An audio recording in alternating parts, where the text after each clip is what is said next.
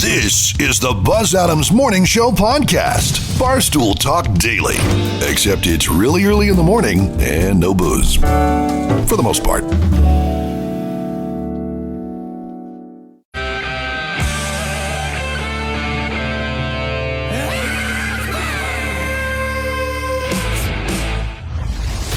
Buzz Adams Morning Show, Monday through Friday, 5 to 10. KLAQ and KLAQ HD1, El Paso, a town square media station. Are you ready, kids? Aye, Captain! I can't hear you! Aye, Captain! Oh, get out of bed, it's the end of your snooze. Time to wake up! So shower and shave and shine up your shoes. Time to wake up! We'll play you some music to cure all your blues. Time to wake up! We'll bring you the weather and traffic and news. Time to wake up! Ready? Time to wake up. Time to wake up. Time to wake up. Time to wake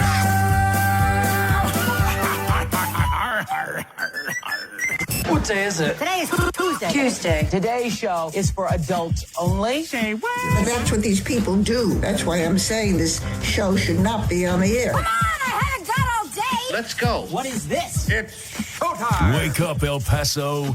Buzz Adams is back. Yeah! Yeah! Thank you. Good morning. Thank you. Welcome to the show for Tuesday, everybody.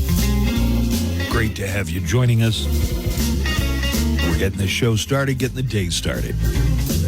Good morning, Johanna Barba. Good morning, Buzz Adams. Did you get a lot of rain last night? We did. Yeah.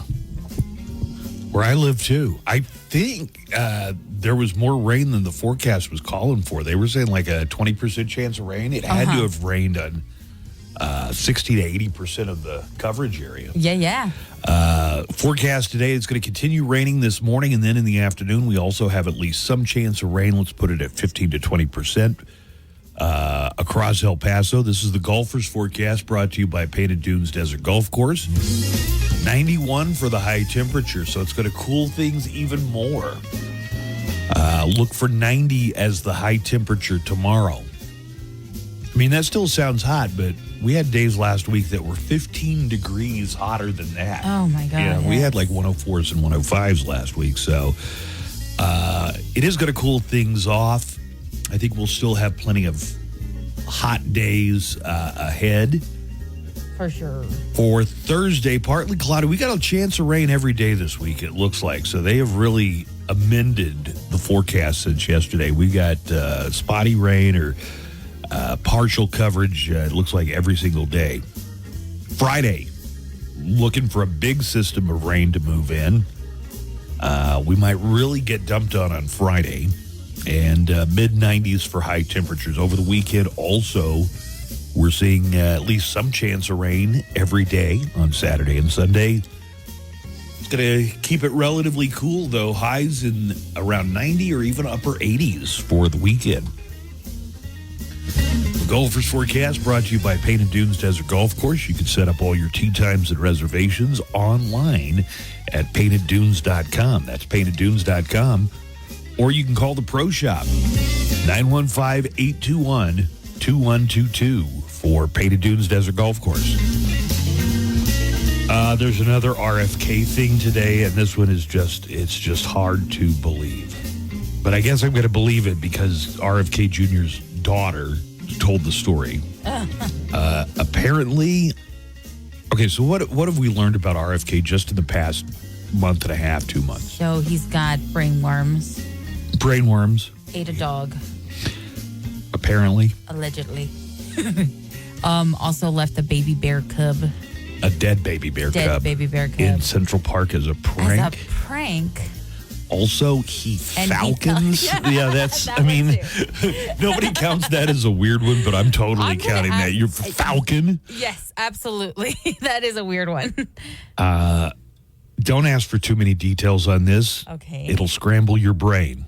Okay. RFK Jr., according to his daughter, Kick, once drove 5 hours where there was a beached whale. He cut the whale's head off with a chainsaw, strapped it to the top of his car, Oh my and God. drove it back. The whale head? The head of a whale, he cut off with the chainsaw and strapped it to the top of his car. I'm not even going to try to make sense of that. I'm just going to ask, why? What is the purpose of that RFK He Jr.? is listen, Oh my I goodness. know, I've known about RFK Jr. for about 25, 30 years. He was one of the main voices of disinformation about the risk of vaccines, the MMR vaccines, the childhood vaccines. And I always wondered, how could such a seemingly intelligent and obviously well-educated guy be so weird about this issue that he, bucks everything medicine and science tells us. And then these stories started coming out, and I'm like, oh, he's weird, and he's always been a weirdo. So he's just a weirdo. He's just a weird dude. He decapitated a whale, man. Oh my God. I got more details about that coming up later today. His daughter Kick, it was rumored earlier this week that she was dating Ben Affleck post J-Lo. Oh my. But she's come out and Divorce said, isn't even final yet, Ben. yeah, but they've been separated for like 6 months, right? Yeah, something like that. She says they're just friends. So, Oh, they're just friends. yeah, right. RFK, man. What a What? weirdo. A weird man. Joanna's going to have the Hollywood Cheese May coming up in just about an hour. So, Joanna, Yeah. what are you going to talk about today in the Hollywood Cheese May? The Trump campaign is firing back at Foo Fighters because they claim that they did have permission to use their song My Hero at an Arizona rally. Yeah, they're saying that because it's part of like a music resource, Yeah, something like that. Like a they're allowed to use it if they want to. I don't know, man. If the artist specifically told me, I don't support you, don't use my song, I don't think I'd want to use the song anymore. Right? What song were they using? My Hero At Trump rallies? at the Trump rally. I guess when Don would come out, they'd play My Hero. He apparently played it when he introduced RFK Jr. Oh, all right. And Dave In Grohl Glendale. said, knock it off. Yeah, Dave Grohl is saying, hey, we didn't give you permission to do that.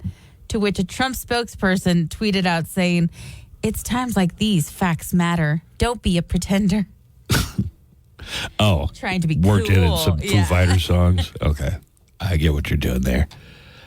We'll find out more about that. And since Trump's campaign has said they're going to keep playing the Foo Fighters song, I hear Dave Grohl has a plan in place. He does have a plan in place. I'll let you know what that plan is in entertainment news.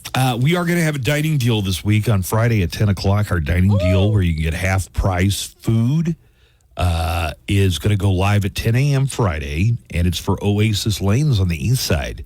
Oasis Lanes at 1660 North Zaragoza Road. You can get a $50 food certificate if you're one of the first 100 people to take advantage of it, and you get it for only $25. Oh. 40 bowling lanes at Oasis Lanes. They also have an arcade with virtual reality experiences, sports simulators, and amusement park rides for the adults and kids. And as far as the food goes, Oasis Lane's specialty kitchen has everything from brick oven pizza and loaded fries to handheld shareable plate and skillet desserts. Take advantage of this dining deal when it goes live Friday at 10 a.m. You could go and find out more at KLAQ.com. Click Dining Deals on the must-read bar at our website, or if you've got the KLAQ mobile app, easy peasy. There's a Dining Deals button on the KLAQ mobile app. We'll let you know what the ghost song of the day is. This is the last week of the month of August. August. And we'll be giving away an autographed Tobias Forge guitar, courtesy of Concord Records, coming up later today. And let me tell you a little bit more about the Chris Jericho Rock and Wrestling Rager at Sea. We are going to give out code words on the air at, specific but general time periods. So in the 10 a.m. hour, we got a code word in the 2 p.m. hour, 5 p.m., and 8 p.m. hour. And you want to enter that code word once you hear it at KLAQ.com or the KLAQ mobile app. Look for the Chris Jericho Rock and Wrestling Rager at Sea. I haven't checked in a couple of days, but I know like on Friday they said they had a few more cabins available. So I want to give out the website. You can find out more about the cruise. And if you do want to purchase tickets for this, if this just sounds like too much fun to leave to chance, go to this website, ChrisJerichoCruise.com. That's Chris Jericho Cruise. If you're our winner, though, you're going to leave out of Miami on January 31st and go to Puerto Plata, Dominican Republic. All meals included. You get admission to wrestling matches, concerts, podcasts. You get to meet Chris Jericho and a bunch of his rock and wrestling friends. We throw in a $1,000 travel voucher and $500 spending cash.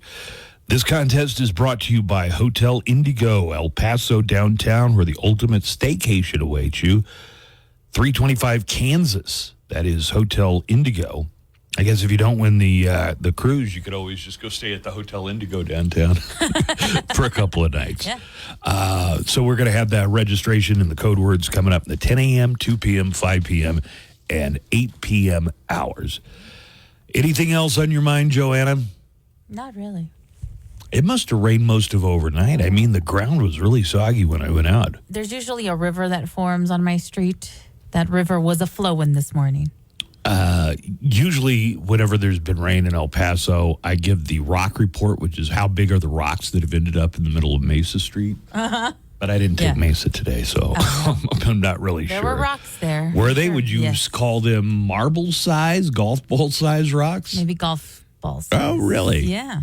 When we really get a gully washer, like a real monsoon. A what? A gully washer. Okay.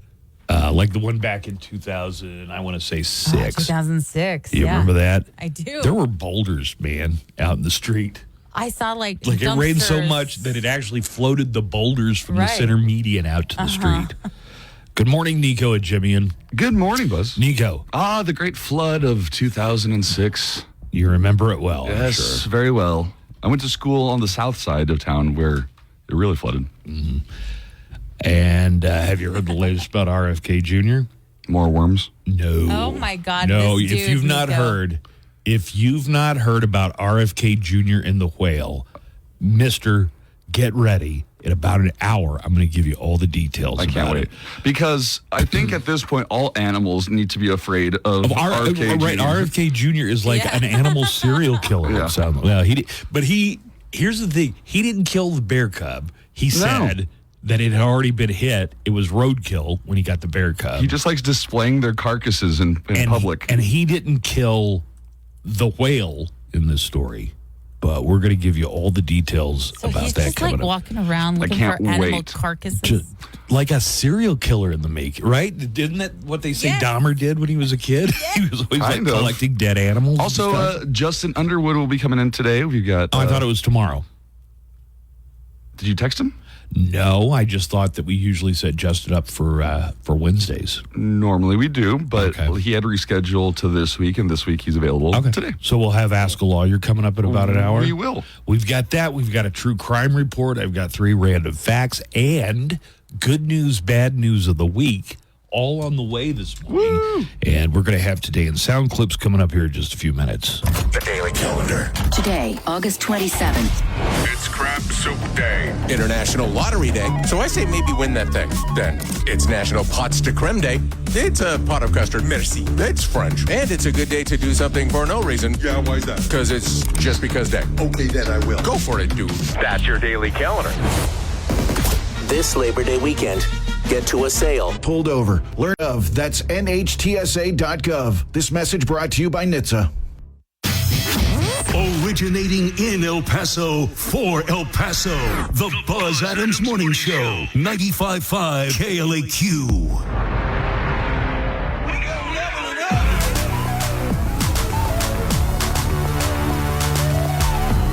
All right, we're going to get into Today in Sound clips here in just a few minutes. Joanna, did you nap yesterday because you were coming off that Lamb of God Mastodon concert at the I County napped. Coliseum? I napped so good. Yeah. You guys ever nap during the day and then it's like harder to get to sleep because you nap during the day? Yesterday, No. I napped and I woke up and it was almost time to go back to bed. Right. When I woke up from the nap. And you know what? I will still go back to bed. You'll still be able to? Yeah. Well, you had what's called a sleep deficit, I got to assume. If you stayed out for most of the concert, you were probably out till 10 or 11, right? Yeah, and that's considering Which is I super left late. early. Yeah, right. Hey, who drives between you and Peanut? Peanut. I always see Peanut driving. Yeah. He likes to drive. Next concert up on the schedule is just a little less than 2 weeks away. Jelly Roll is going to be at the Don Haskins Center Woo! September 9th. This show sold out really quickly when tickets went on sale. So Right. I'm hoping we get that email that says we have 2 tickets. First come, first serve. that they just give away. Yeah, here at the station. For us. For us. Yeah, I wouldn't count on it. On I this know. one. Jelly Roll is going to be at the Don Haskins Center September 9th. Other concerts coming up. Foreigner with Loverboy at the Pan Am Center in Las Cruces. That show is October 9th. And then a club show at Lowbrow Palace, Soul Asylum. You remember Soul Asylum? Got a ticket for a runaway train. There you Yeah. go. Yeah, Soul Asylum's going to be at Lowbrow Palace Tuesday, October 15th. For all the concerts and concert rumors, check out KLAQ.com and the KLAQ mobile app to keep in touch with everything that's happening as far as concerts go in El Paso. And now, Today in Sound Clips. All right, it is time for Today in Sound Clips, all of our day's news, with accompanying sound bites and actualities. During a speech at the National Guard Conference in Detroit yesterday, former President Donald Trump introduced a new supporter, former Democratic Congresswoman Tulsi Gabbard, walked out on the stage, talked with the crowd about their shared values for a few minutes, and then asked the crowd to join her in supporting Trump for president. Here is Tulsi Gabbard from yesterday. I invite you to join me in doing all that we can to save our country and elect President Donald J. Trump and send him back to the White House to do the tough work of saving our country and serving the people. In other Trump news, Special Counsel Jack Smith encouraged the Federal Appeals Court in Atlanta to bring back the classified documents case against Trump that was dismissed by District Judge Eileen Cannon. Cannon ruled that Smith's appointment as a special counsel violated the Appointments Clause in the Constitution. In his argument, Jack Smith wrote that prior court decisions and history confirm that the Attorney General has the authority to appoint special counsel and that the case should not have been called off. Trump has until September 26 to submit a response to the request. And also yesterday, former President Donald Trump talked about his plans to create a Space National Guard. You know, he created, during his administration, Space Force. Now he says we need a National Guard in space to complement Space Force. Now that Space Force is up and running, I agree with your leadership. You want this very badly, but I agree that the time has come to create a Space National Guard as the primary combat reserve of the U.S. Space Force. Okay. We're not fighting any battles in space yet, are we? No. I mean, ever since I saw Star Wars, I've been dying for the day that we could get in space battles with our enemies, but so far I don't think that's happened. No, it's illegal space immigrants that we have to worry about. Also known like as literally aliens. Aliens. Yeah. All right, got it. Landslide in Ketchikan, Alaska. A landslide on Sunday afternoon brought a mandatory evacuation of 60 homes in Ketchikan, a popular cruise ship stop. Serious business here. One person was killed by the landslide and 3 others were injured. The landslide happened after a 2.5-inch rainfall that followed an abnormally dry August. Alaska Governor Mike Dunleavy declared an emergency for Ketchikan. The state is familiar with dangers of landslides. 6 people were killed by a landslide in Wrangell, Alaska in November. And we have a little audio here from Ketchikan, Alaska. Dave Kiffer, the mayor of Ketchikan, told NBC News he's never seen anything like the landslide that hit his town on Sunday. I was stunned because in my 65 years here, I've never seen anything of that scale. Mayor Dave Kiffer said the fear of a mountain coming down is something that the residents of Ketchikan now have to live with. It's very frightening. To be honest, I don't think of any people in Ketchikan walk about their daily lives thinking, hey, that mountain's going to come down. And now we have to. Historic day in Major League Baseball yesterday. For the first time ever, Major League Baseball history happened. A player played for both teams in a game. Okay? Okay. Danny Jansen became the first player to play for both teams in a single game. Oh, he plays for both teams, does he? So here's how it happened.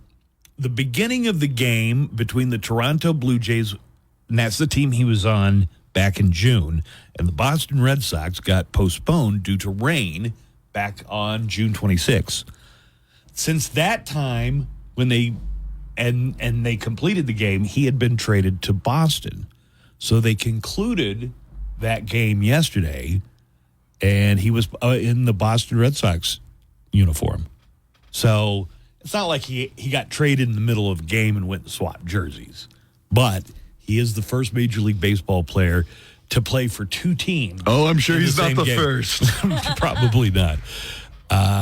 They can hear sports commentary from when another batter continued his old at-bat for Toronto, and then we'll hear a little bit of Danny Jansen. And so we pick it up as a suspended game for game number 1. And now Danny Jansen, a month later, traded to the Boston Red Sox. And here he is behind the plate in a Red Sox uniform and ready to catch the rest of what was his at-bat. Tuning in for a bit of history here. Liner in the center field, down for a base hit. So Jansen becomes the first man to get a knock today for the Red Sox. I guess that's fitting with the history he made earlier today. It's his day. There you go. Still the same game, even though it's a month and a half later. There's a tech startup that wants to sell sunlight after dark, mostly for solar energy farms. I call this the reverse Mr. Burns. Remember, he wanted to block out the sun so everybody had to use nuclear power from the power plant? A tech startup in California called Reflect Orbital is planning to use mirrored satellites to sell people sunlight when it's dark outside. One of the co-founders is a former SpaceX employee. They're trying to put, I guess this is the right word, a constellation of satellites into orbit that can reflect sunlight and direct it anywhere on Earth. Well, that sounds like a laser beam to me. Mm-hmm. It's mainly designed to help big solar farms keep generating power at night, but anyone can go to their website and fill out a sunshine application. Ooh. There's audio of this. That one. You will need a pretty big plot of land to get approved. Each patch of sunlight will be 3 miles across. So if you got neighbors, they're probably not going to be wild that it's daylight. Is it daytime right now? Yeah, at 2 a.m. It's not clear how much the company is planning to charge, but it probably won't be cheap. And don't expect to have sunlight 24 hours a day. You only get 4 minutes worth of sun. The company is hoping to start their initial test run late next year. This isn't the first time people have tried something like this. There's a remote village in the Alps. Oh, I've heard of this place. Where they set up, like, the mountain blocks the sunlight, so they set up some big, giant solar or, just mirrors, really, that reflects the sunlight and brings light to the village. They live in the valley of the mountains, and so no sunlight really gets to any part inside. So they put up these big-ass mirrors, direct that sun. Right but these are in space. Yeah, these mirrors in space. And the one in the village that you're talking about only works during daytime. It brings you sunlight during during daytime. day, This right. is going to bring you sunlight during the night. Here is Reflect Orbital CEO Ben Nowak explaining how his technology is going to work for solar farms. We are putting reflector satellites in space to shine sunlight onto solar farms after dark. Why not shine sunlight on solar farms and power them up after dark so that they can be our only supply of energy? In the future, we're just building a bunch of reflector satellites and putting them in the right orbit and shining them down onto solar farms when peak demand goes up. And everybody gets home from work, they plug in their electric car, we'll fly over, shine sunlight down, and, convert that sunlight into energy. Only 4 minutes, though, right? Because satellites move like in orbit. They do, yeah. Also, are they going to send out warnings to people who might potentially be vampires? Let them know that there's going to be some sunlight at night. Our first location is Transylvania. We're going to shine it right on Castle Dracula.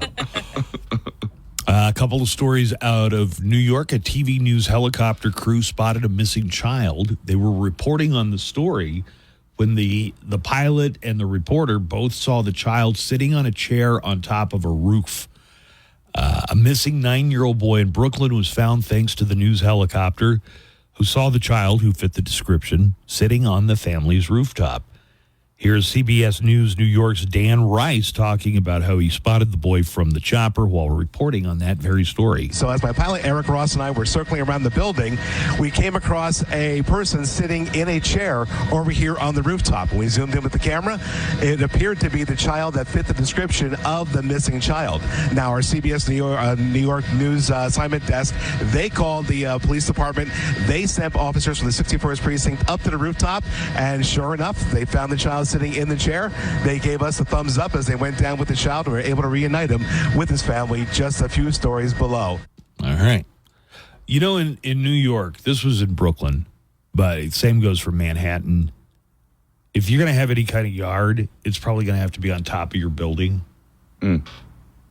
Just the idea of having a yard in Manhattan, for instance, is almost completely unheard of. Hey, good morning, guys.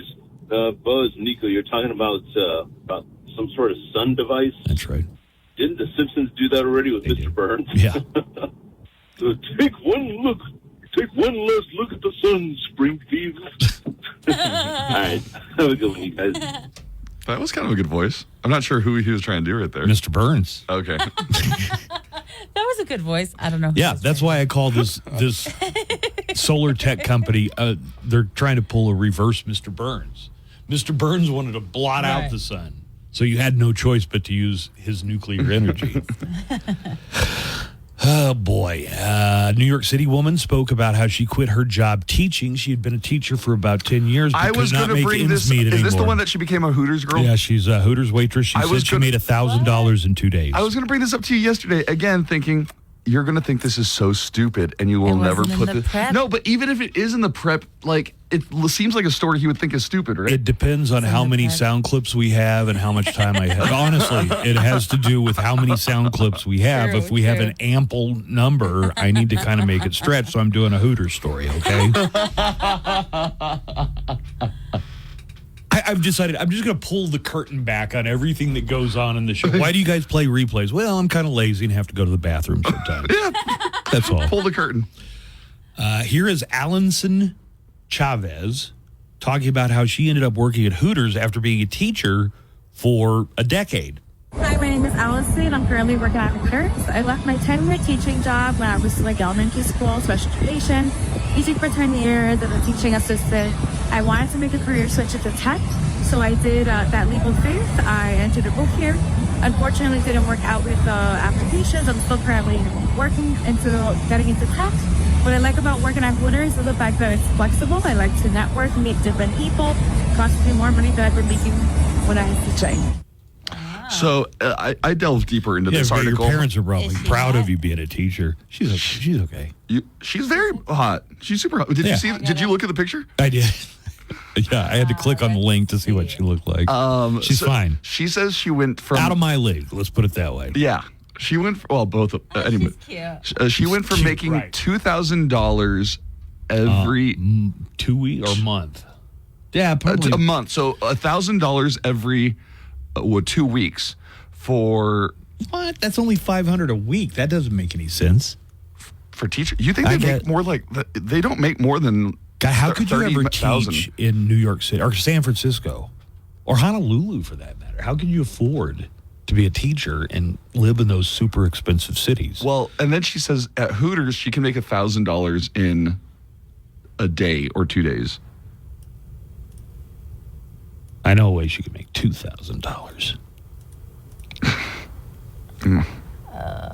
That sounds so creepy. That was weird. That was so weird. Work twice as many hours. What were you thinking? I don't know. I don't like the inflection in your voice. Yeah, it is not that little. Well, a woman in Tampa, Florida wanted to adopt a dog that has special needs and uses a wheelchair to get around. The dog's name is Bluey. Okay? Like the cartoon Like character? the cartoon? I have heard that there is a cartoon character named Bluey, although I've never seen it myself. It sounds like a ripoff of Blue's Clues, if you ask me, though. The woman who runs the animal rescues, Dominique Amorosa. She runs a nonprofit with her mom called Rags to Riches Animal Rescue. Aww. They've been looking for the right person to adopt this 2-year-old pug who was hit by a car. He's still happy and full of life, but needs a special wheelchair to get around in. Over the weekend, a woman who wanted to adopt Bluey came into the place to check him out, but it turned out she had other dogs, so Dominique decided she wasn't a good fit and denied her application to adopt the dog. The woman responded by pulling a gun and holding it to Dominique's head. What? They were outside when the woman grabbed the gun from her car, cocked it. Well, here, let's hear Dominique Amorosa talking about what the woman did next. She puts the gun to the back of my head here, makes me crouch, and then she moved it to my temple. This is where I got the cut. I don't know what was on her gun. That's why I started just screaming a bunch in hopes that someone would come out, and my lovely neighbor came out and saw her with my mom and then ran in her house to call 911. Next thing I knew, I hear her cocking a gun. In like the span of 3 to 4 seconds, I had the gun to the back of my head, to my temple, and then before she walked off, she pushed it off my forehead.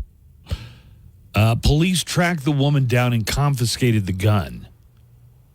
The latest report is she had not been arrested. They were still deciding what to charge her with. Feloniously pointing a weapon, I think, is on the books. Dominique says she hopes they get the woman off the streets, calling her a very scary person. She says she and her mom, who helps her run the rescue shelter, will continue looking for a good home for Bluey. That is insane and sounds terrifying. Yeah. That a woman who, for a dog, this is over a dog. And she already had dogs. And you're going to pull a gun, threaten to murder somebody to end their life? Because they wouldn't let you adopt the dog. You're not a good fit. Maybe the dog needs so much attention, you can't have other dogs. Didn't you say you've had a gun pulled on you? Oh, yeah. Yeah, I had a discharge, too. Right? Yeah. Buzz sounds like a badass in that story. I do, but it all happened so quick. I don't even remember. I mean, it was so fast that I don't. You know, it's weird. It's like it was so fast, but also it almost went in slow motion too. Oh, honey. Oh, honey. What? Yeah, why are you doing that? I think he needs a hug. For all the emotional things. He didn't hit me. I know, but I want to hug you right now. Because I got shot at? Yes. Well, come on over here. Get some. This is something that blew up on X last week. All right? Sorry, you said it real funny. On X. Twitter. Yeah. Yes. Someone asked AI to make a short film on what would happen if former President Donald Trump did ayahuasca. That is the psychedelic that's supposed to change your perception of the universe. Mm-hmm. So they assigned this to AI to come up with a short film. So I want to ask you and invite you to come along as AI Donald Trump does a ayahuasca and becomes a hippie. I want you to think about this, that the AI had to be trained on a data set of people's experiences on ayahuasca. Yep. And then apply it to Donald Trump. That is insane. I got to tell you, 5 Points guy who does our AI Trump that calls in sometimes, his Trump is way better than this one. Oh, really? Yeah, the Trump voice could have been better. That's the only thing I give demerits to the AI for. Ex-Friedman told me to go to Peru and do ayahuasca with his shaman. I thought it'd help with the election. But what happened next, I wasn't ready. I saw it all. Greed, lies, my father's lack of love, my mother's coldness. Demons, dark entities, everything I'd buried came rushing out. It was brutal and life-changing. So I left politics to heal myself. I went to India, meditated with the gurus, met all the mystics, studied all the metaphysical schools, seeking the truth. They say I'm the greatest shaman now.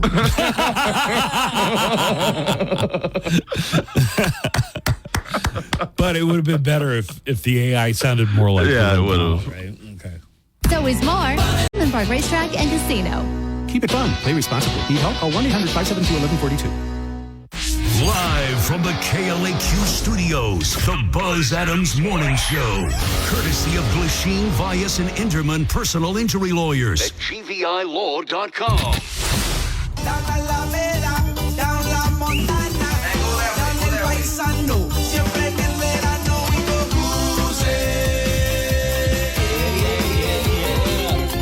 Rain overnight, rain continuing at least early this morning. Be careful in traffic. Roads are going to be a little slick, and Joanna actually already has a traffic report this morning. Good morning, Joanna Barba. Good morning. With the road slicked, a jackknifed semi-truck has closed all lanes on I-10 West near Chelsea Street. Emergency crews have the left 3 lanes heading east and westbound on I-10 closed, causing major backups, so you'll want to find an alternate route and expect delays if you're heading in that direction this morning. Again, that's I-10 east and west at Chelsea Street. Just closed. It's closed, yeah. Ugh. It is a standstill It's going to be a right nightmare. now. Yes. I'm sorry for anybody who's listening to this in stuck in traffic. Weather says good chance of the rain is going to continue here for the next hour or so, and then in the afternoon there's going to be some chance of some spotty rain around town. Looks like every day this week has at least some rain in the forecast. When we get to Friday, Saturday, and Sunday, we might get a substantial soak. Are we in monsoon, what they call monsoon season in Phoenix?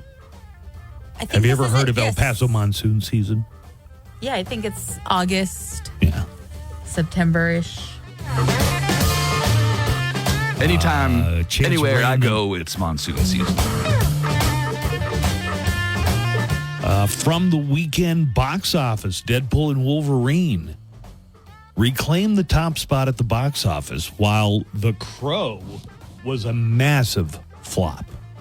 DOA is what they're saying of the remake of The Crow. Did anybody want this? Yeah, nobody asked for this. Nobody asked for a remake. Inside Out 2 has become the first animated movie to reach $1 billion in overseas markets. Hey. Back to The Crow for a second. The director of the original Crow that came out like 30 years ago and posted some stuff that makes it seem like he's really, really happy that the remake bombed at the box office. Alex Proyas directed the original version of The Crow back in 1994. He was never happy that they were doing a remake, but its failure at the box office, and they say this is going to go down as one of the biggest busts. That seems to have put a smile on Alex Proyas' face. He retweeted some bad reviews for the movie, and also a post about being, quote, marked safe from seeing Crow 2024. That was a retweet from David Show, one of the writers of the original Crow. In a pair of tweets, he also said, wow, box office is a bloodbath. I thought the remake was a cynical cash grab. Not much cash to grab, it seems. I didn't even know that it came out this weekend. This past weekend. Right. When The Crow came out, there, like some people really, really got into The Crow. And I think even to this day on Halloween, you see some people going as the Crow. Yeah.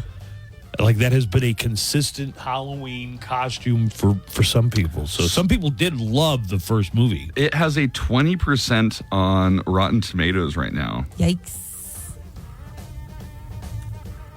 Hey, morning show.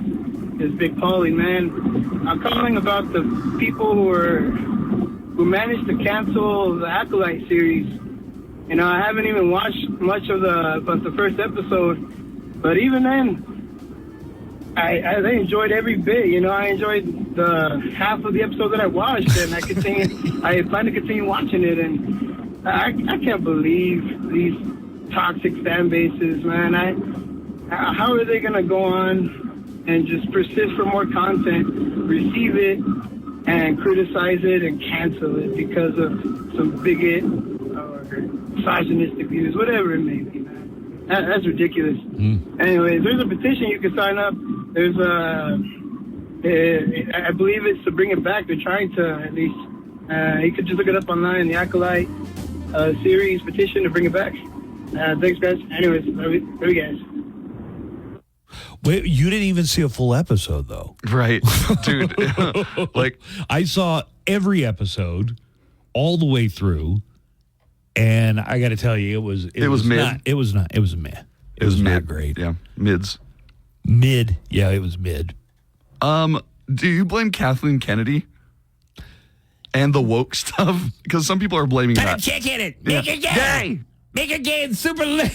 There was a whole South Park special about Kathleen Kennedy ruining things by making characters more represented. I don't think that's a problem. Oh, the first episode started out great. And I know what he's talking about. It's that first episode where somebody's going around killing Jedi, like assassinating Jedi. That was awesome. It had Trinity from The Matrix in it. It had a Wookiee who was also a Jedi. Yeah, it was pretty cool. Oh, you watched the first episode? First couple, yeah. Joanna, did you watch any of The Acolyte on Disney Plus? I did not. Yeah. Joanna's not a big Star Wars I didn't think buff. You probably did not miss a lot. Yeah, and then you guys are giving it glowing reviews, so. Ooh, but you know what It almost seemed like they wanted it's the Star Wars universe version of Twilight. So it's like you said that and then it kind of sold me. Sold you on that. Yeah. I should start watching it. So I just realized something about Star Trek, because you guys know I'm a big Star Trek fan, right? Mm-hmm. Nobody's surprised by that, Nico. Well, I know. I've talked about Star it before. Trek. I love Star Trek. Yeah, right. I love the original series. I would watch it with my dad. My dad would always say the same thing when we were watching it. What's that? It's just like a Western in outer space. That's a good description of it. But you like the lame one, the old one with bad special effects. It's great. It's the original. Anyways, TOS, baby. In the Star Trek universe, there is a race of aliens. The Ferengi. No, shut up. There's a race of aliens called the Cardassians. Okay. Cardassians. Yes. And are you keeping up with the Cardassians? Yes, because I just watched it the other day thinking, wait, are they Armenian?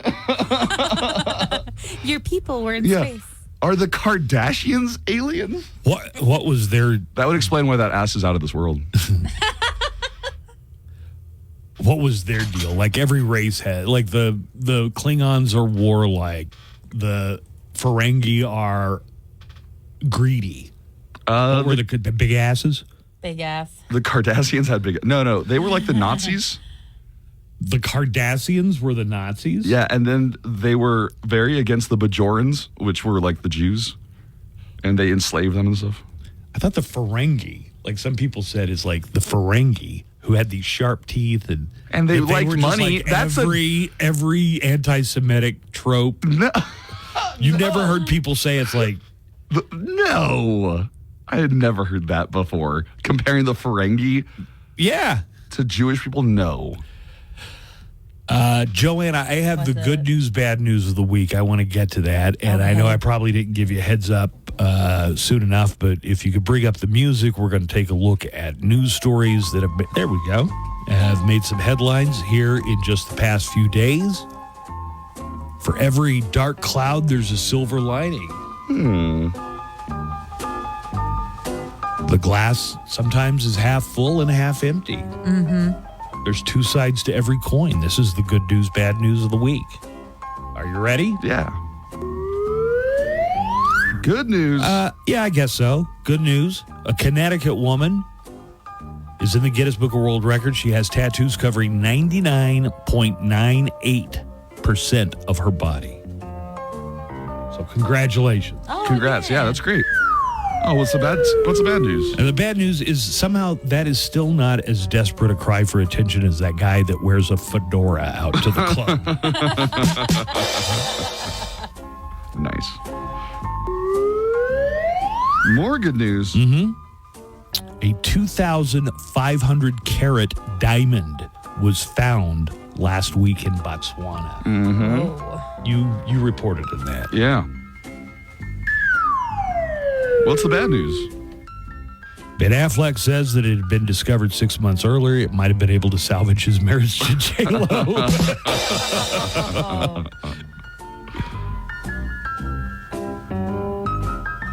All right, got another good news, bad news of the week. Ooh, good news. You're on a roll. An Indian singer, Arijit Singh, just passed Taylor Swift as the most followed artist on Spotify. Oh. Have you ever heard of Arijit Singh? No. No. She just passed Taylor Swift as the most followed artist on Spotify. Bad news. Or as Swifties put it, must kill Indian singer Arijit Singh. Oh, my God. Yeah, probably.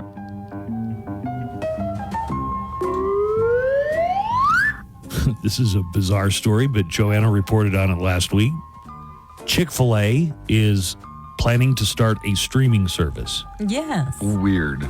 With shows? With shows, original programming. Set at Chick-fil-A? Perhaps, maybe.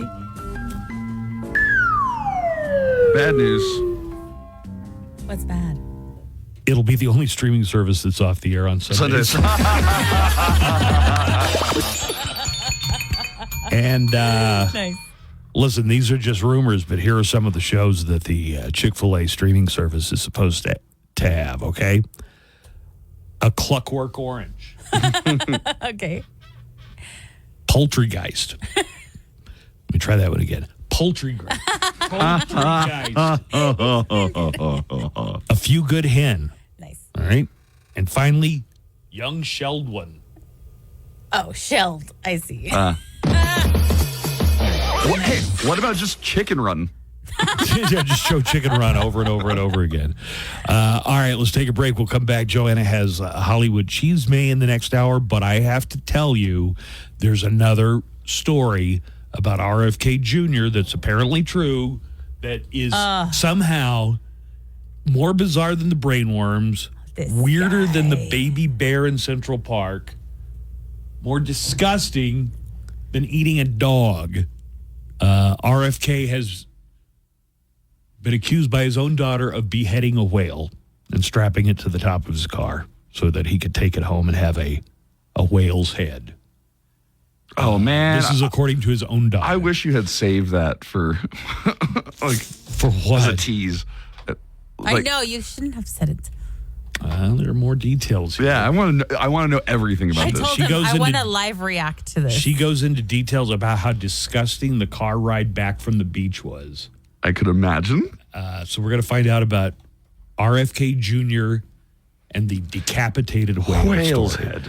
That's coming up. More of the Buzz Adams Morning Show's on the way right after this. Hey, it's Daniel Paulus. I'll be along starting at 3 with everything from AC/DC to Alice in Chains to God. Phone in Mexico, like in the country's one network. Only with AT&T. Visit att.com/one network for details. The Buzz Adams Morning Show, Monday through Friday, 5 to 10. KLAQ and KLAQ HD1, El Paso, a town square media station.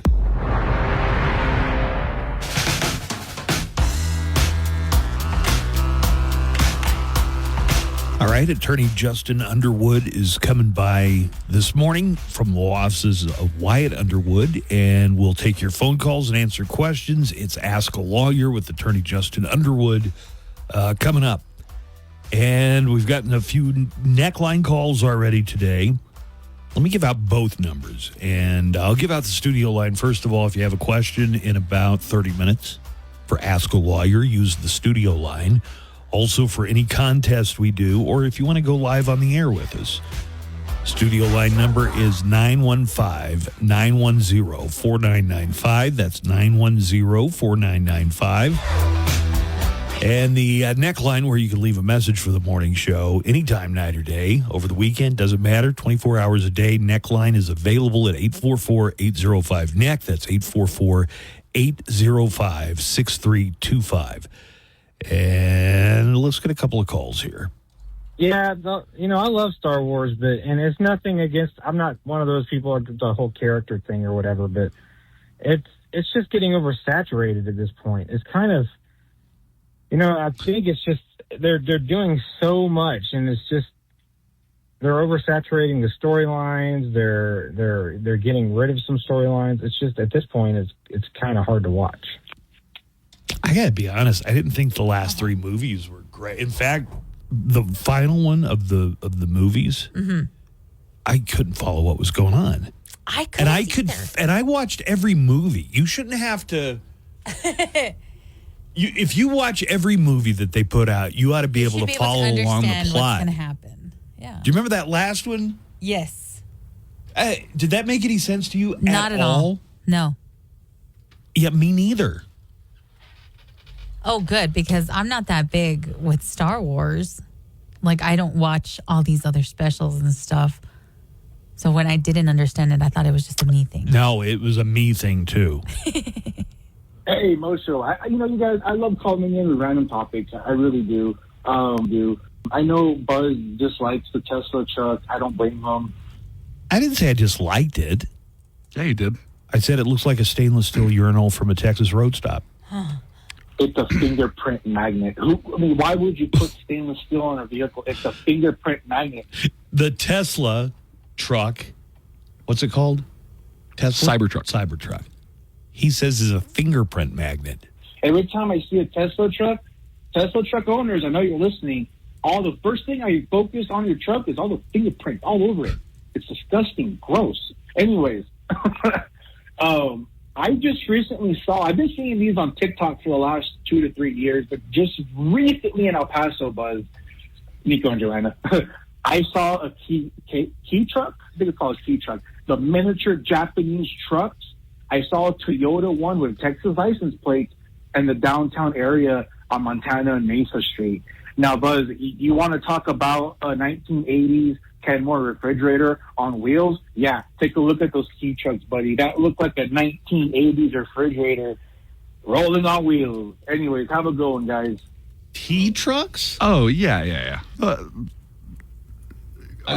Key as in K-E-I. Oh, K-E-Y. It's a Japanese mini truck. A mini truck?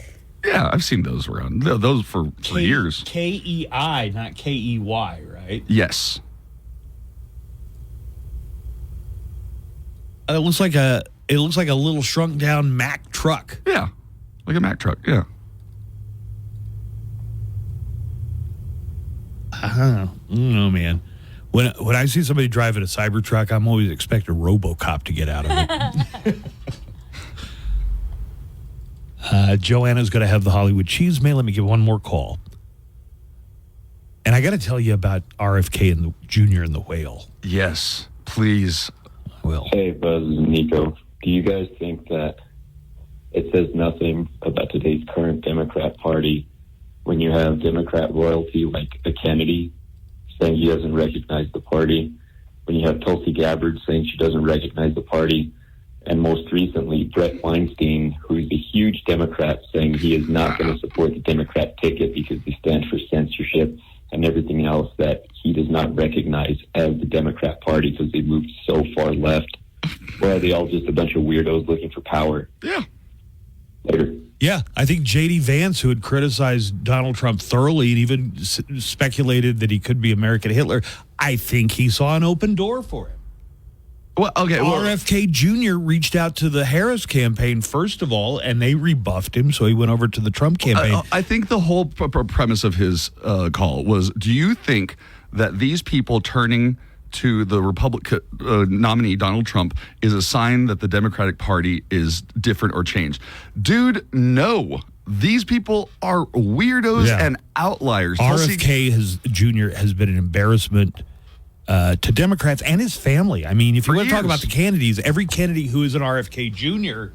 thinks it's awful that he's endorsed Trump. Tulsi Gabbard was for Russia and Vladimir Putin's basically in his back pocket. She was never a real these people Democrat. Are awful. Let me ask you this. That's Smooth Brain Guy, by the way.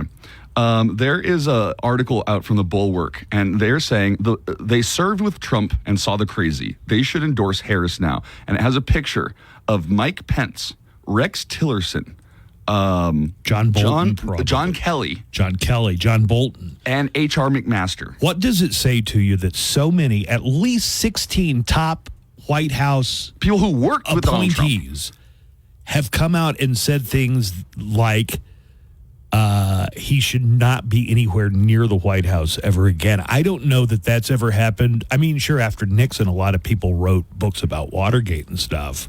Right. But as far as people who used to work in the administration who have said that he is a danger, he's narcissistic, his brain is broken.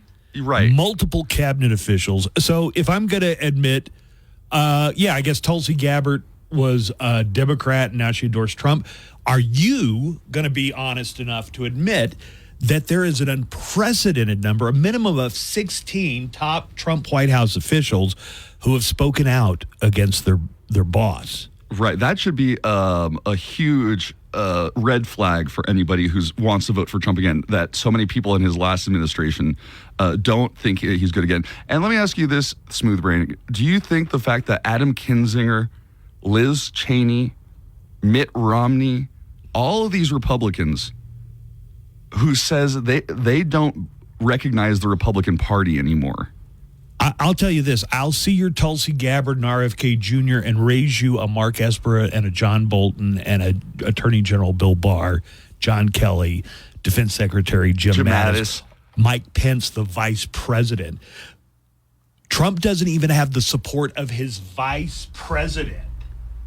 Yeah, that's a huge red flag.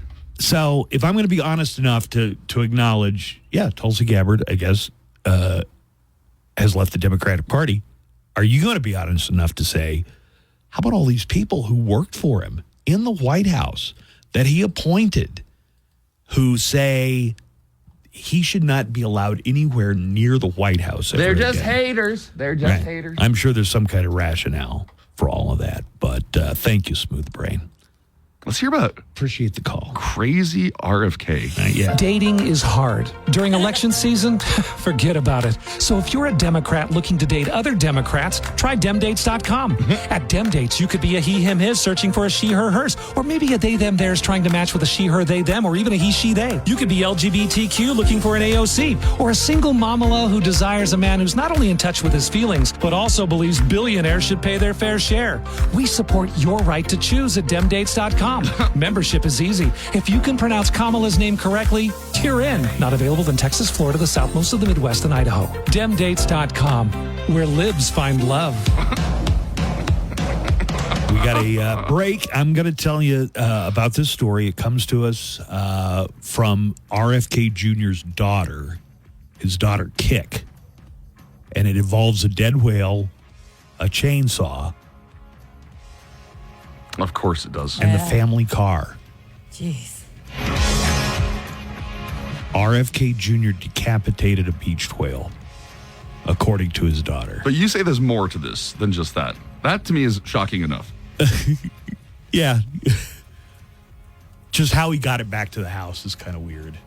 How do you think he got it back to the house? Because he took it home with him. Isn't that what they say serial killers do when they're kids? Like, play with dead animals and collect dead animals? Yeah, that's usually a warning sign. Real red flag. Yeah, speaking of red flags.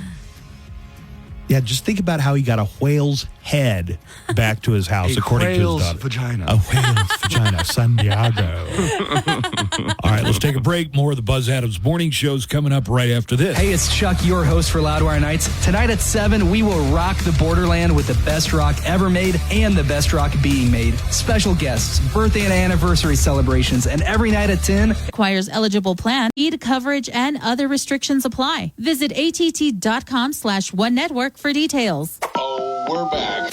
Buzz is back. Hey, right on, Buzz. Buzz in the Morning Show, 95.5 The Q.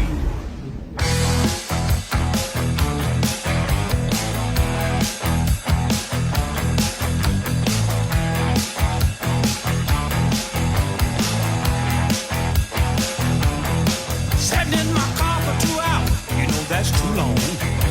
I'm watching other drivers on their cellular phone. They're calling up their wives, their lovers and friends. And the look on their face say, when will it jam in? Jam traffic. Jam traffic's killing me. Damn traffic. At home with my baby, that's where I wanna be. Let's get a check of El Paso traffic again. Remember, roads are slick and wet. A lot of rain overnight in at least some areas of El Paso. And here's Joanna Barber with the traffic update. Good morning, Joanna. Good morning. We're still seeing major backup at I-10 east and west at Chelsea. All lanes are closed westbound with through traffic being detoured at exit 23B. And eastbound is reduced to a single right lane. Westbound is seeing backup all the way to Trowbridge. And eastbound backup extends to the US 54 interchange. Expect delays if you are heading in that direction this morning or find an alternate route. Again, that's I-10 east and west at Chelsea. I want to thank our user Texas915 in our app chat. He sent in a picture of the traffic, and it looks awful. Where does it look like the picture was taken? He says it's Geronimo, and I can tell from the picture. I would say probably plan on a delayed commute today just because of the road conditions and the rain. And, you know, El Paso's not a town that has a lot of experience driving in the rain. It might take you a little extra time to get to work today. Joanna has the Hollywood Cheese May. I've got this really bizarre, another bizarre story about RFK Jr. I think they need to start digging around in his backyard to find out if their body's buried back there. What a weirdo. So some people think that we talk about certain people, whether it's Donald Trump, too much, and that they're targets for us. Generally, it's just because these people are in the news. We talk about what's in the news a lot. And so if people inject themselves in the news, we're going to talk about it. James in our app chat says, looks like you guys found a new target. I assume he means RFK Jr. And look, RFK Jr. is trying to get as much attention for himself as possible, right? Oh, yeah. RFK Jr. is imposing himself into our news cycle. And when it's a story like the one I'm about to tell you, you cannot honestly expect me not to comment on It's a thing where you're like, oh my God. RFK Jr. and family, don't tell us these things. These are stories you could keep to yourself. A couple of calls here real quick. Yeah, that's interesting that Smooth Brain called in and was like, well, Tulsi Gabbard and RFK Jr. are Democrats. They're reporting about the sheer number of former White House people under Donald Trump in the White House who have come out and said, not only I'm not going to vote for him, but that he is a clear and present danger. Here's a call real quick off the neckline. Hey, good morning show. You know what? I was listening to the call from Smooth Brain about RFK and Tulsi Gabbard switching sides, taking the side of Donald Trump over Kamala Harris. And it's kind of dumb because either way, the people that were mostly the base out RFK's candidacy was taken away from wasn't Kamala's at all. It was mostly Trump's, dude. And those people that were voting for RFK were simply voting for RFK because Trump wasn't anti-vax enough. That is an interesting point. Like, the people who really like RFK Jr. don't realize that everything he says about vaccines is 100% disproven, false. But Yeah, Trump, I don't think Trump gets enough credit for one thing his administration did was they got the COVID vaccine. Remember, it was called Operation Warp Speed. They got it done so quickly. If there's one thing that he really deserves a lot of credit for, it's getting the vaccine. Now, because he's at least got getting out of their way to do it. Well, I mean, you can remember, I'd still picture poor Dr. Anthony Fauci just putting his hand in his head and his head in his hands. And Maybe you shaking can his head. inject bleach. Has anybody tried that yet?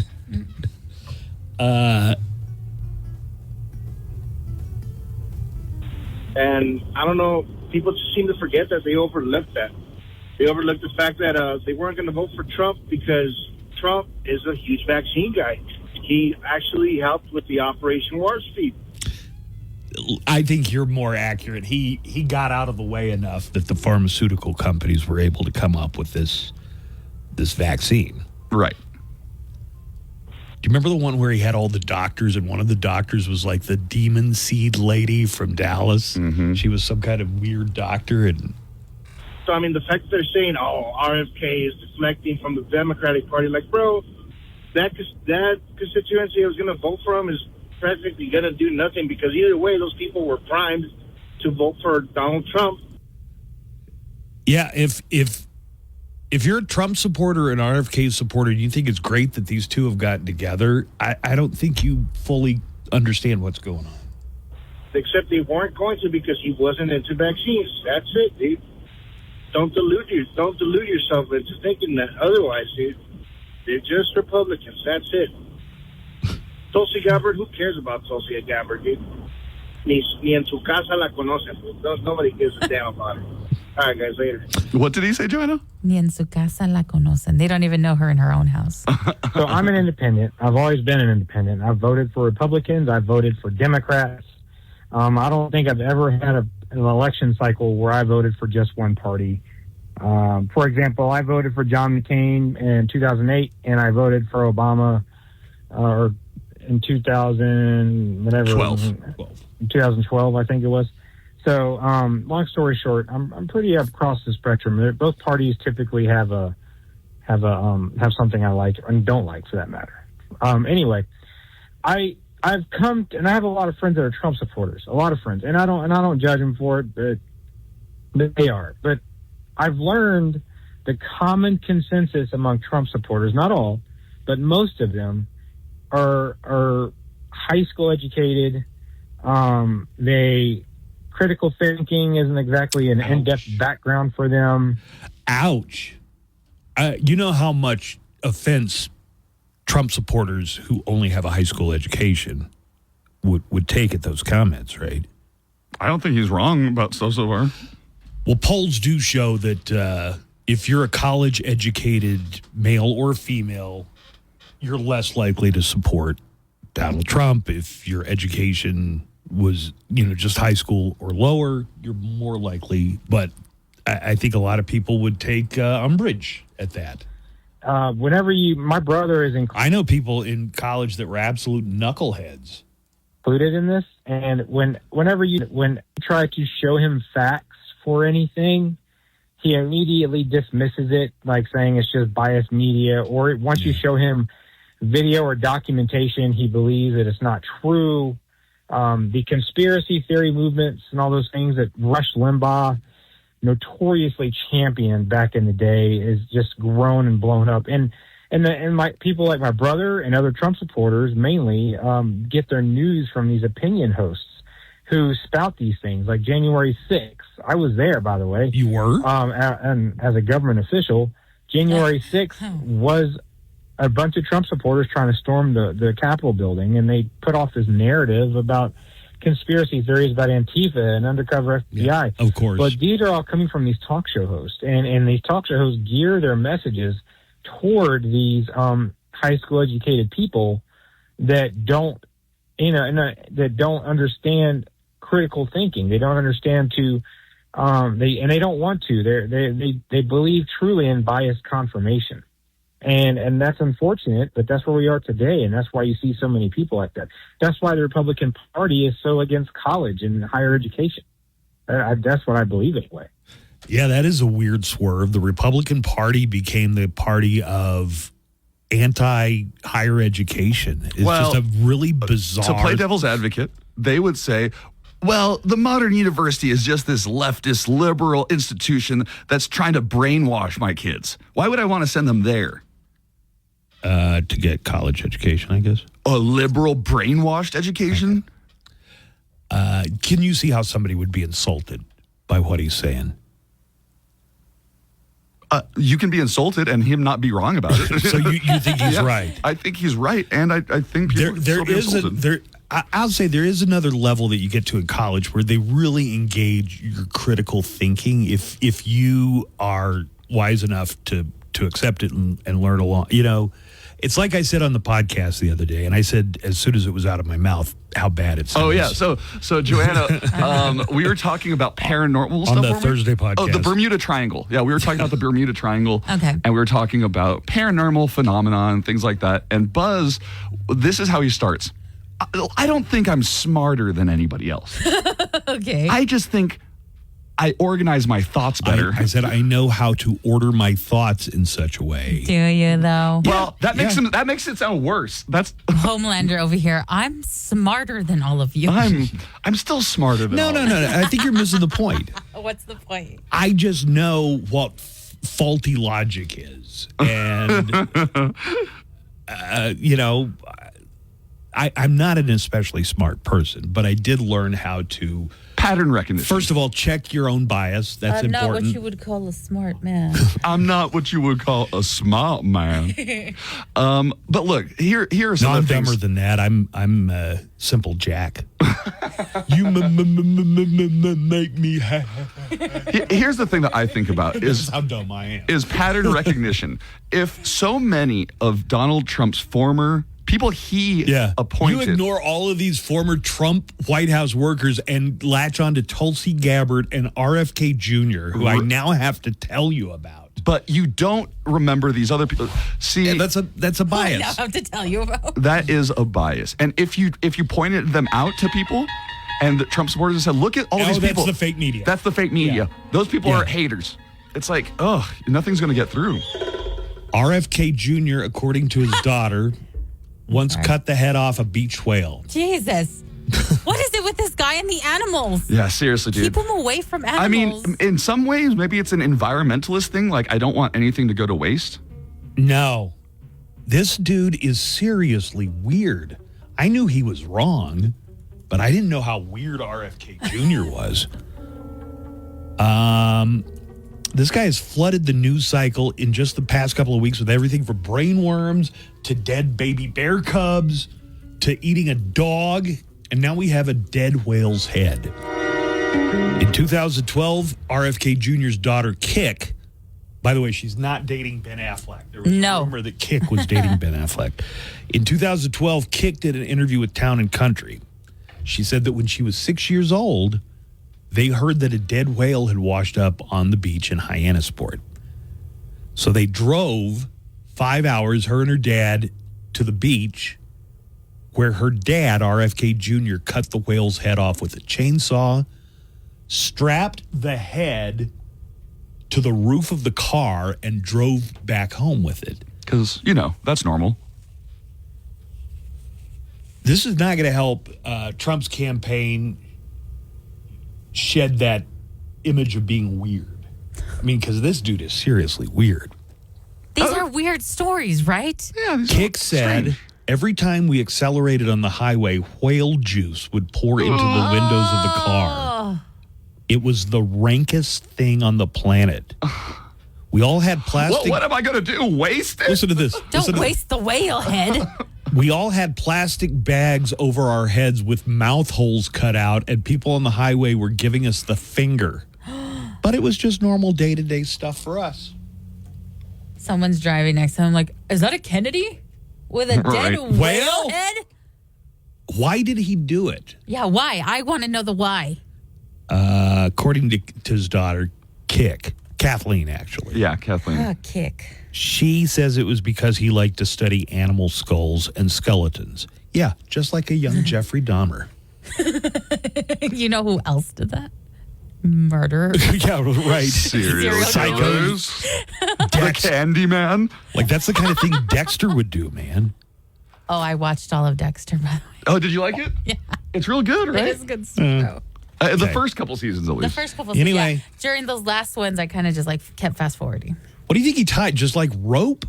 Yeah, you're taking does a he just Christmas have, like- tree home? You think he just like drives around with like this rope, I have bungees And just like for a- this situation. plastic tarp things Yeah. everywhere? Hi, It's ready. folks. It's Robert F. Kennedy Jr. Tired of all those pesky whales lying around your home or place of business? Then you need RFK Jr.'s Whale Head Be Gone. You just call me, and I'll show up with a hacksaw and chop off that whale's head. Honey, there's a dead whale in our living room again. I know. RFK Jr. will be here any minute. Hi, I'm here for the whale head. Oh, there's my sweet whale head. Come here. There we go. Another precious whale head for my collection. What about the rest of the whale? I only want the heads. Huh? Yes, RFK Jr.'s Whale Head Be Gone is the only way to get rid of that whale head. Jenkins, I told you to get that whale out of the break room by close of business yesterday. I did. I called RFK Jr. The body is still in there. He only wants the heads, boss. RFK Jr.'s Whale Head Be Gone. I'm standing by. Joanna's Hollywood Cheeseman. Joanna's Hollywood Cheeseman. Joanna's Hollywood Cheeseman. Joanna, tell us more. Time for the Hollywood Cheeseman news from Tinseltown and across the spectrum of entertainment with Joanna Barber. Good morning, Joanna. Good morning. Well, it's official. Oasis is back. The Brit pop band have announced a handful of reunion concerts taking place in the summer of 2025. The Gallaghers buried the hatchet. I guess. Hopefully it wasn't in the other one's head. Oh. Well, who can't wait for that first concert? first one. And let's just see how it goes. If it does happen, right? The shows will mark Oasis's first performances since their 2009 headlining appearance at V Festival in England.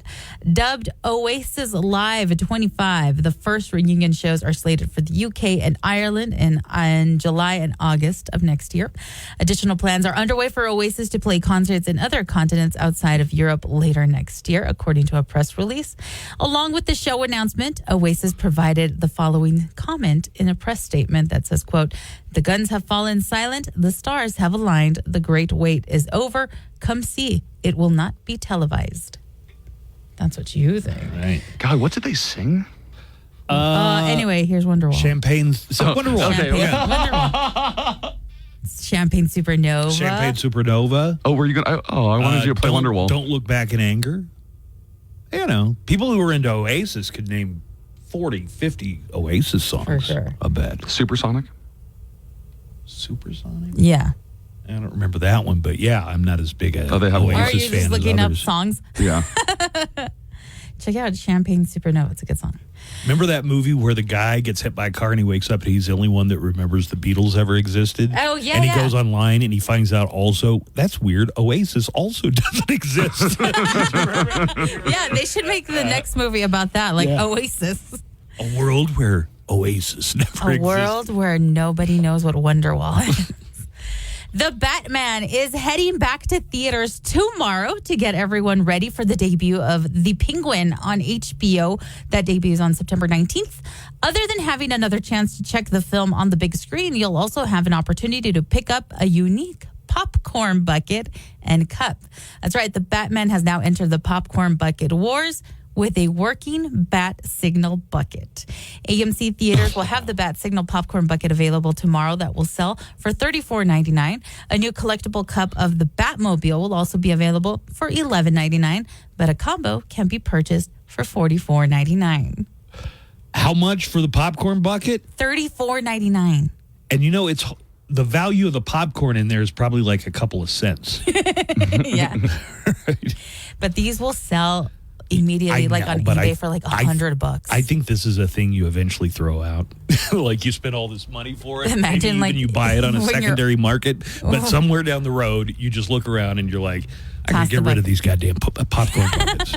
There was a weird time in Yeah, the, right, where I thought it was cool to collect popcorn buckets. when you die in the will, you're like, and I leave my son all, All my my popcorn popcorn buckets.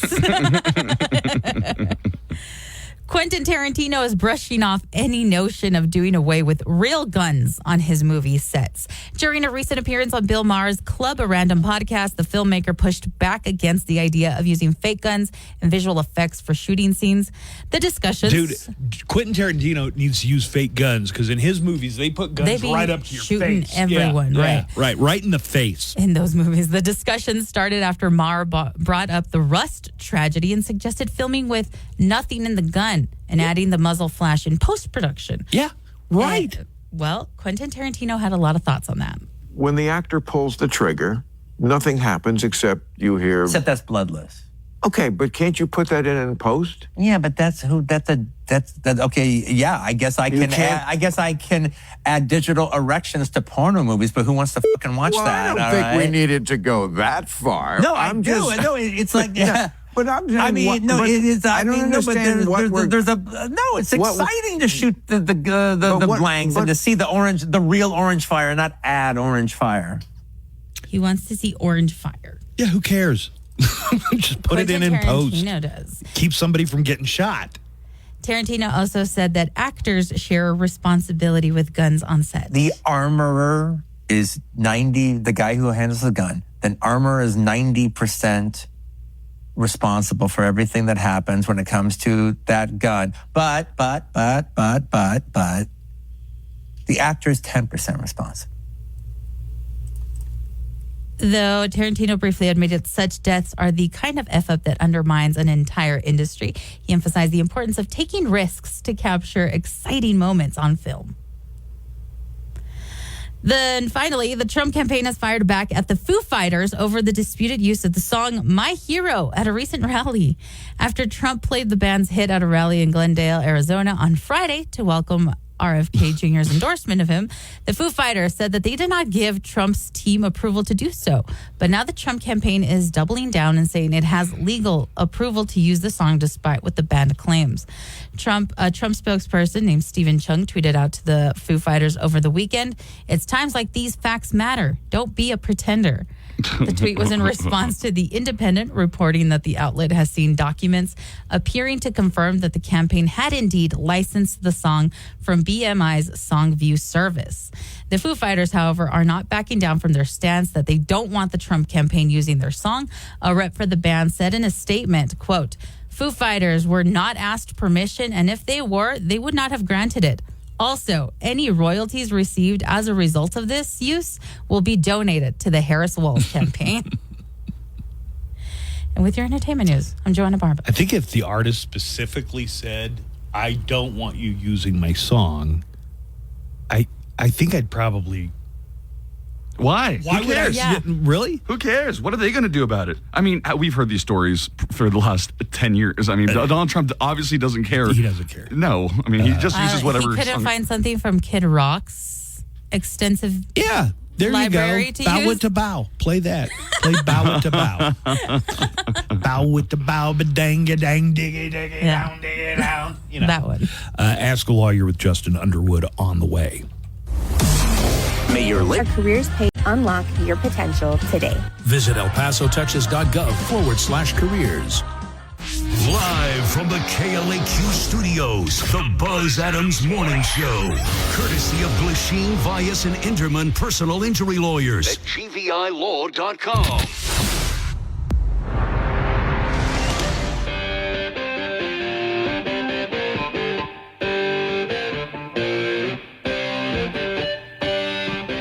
Nico, you hear that? You hear that guitar?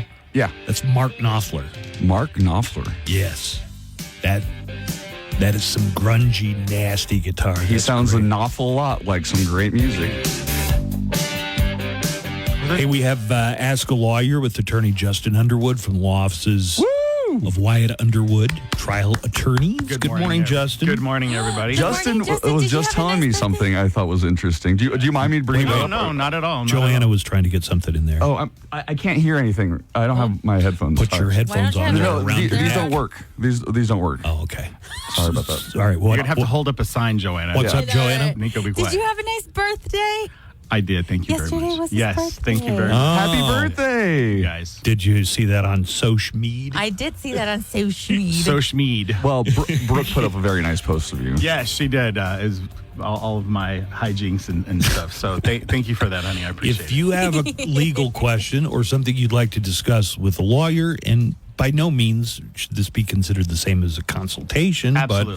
but if you got some questions, you want an opinion on it, Justin Underwood is here, happy to give it to you. Let me give out our number. Call the studio line to talk and ask your question to Justin Underwood. The number is 915-910-4995. That's 915-910-4995. Here is a legal case. What were you going to say? Yeah, Go so, ahead. okay. Yeah. Justin, what's weird about what you just brought up is that maybe an hour ago, Buzz was looking at me in a break and he was going, "Oh, I don't want to get my colonoscopy, man." And I'm like, "What?" And I guess, is it coming up soon? Or you have to schedule it?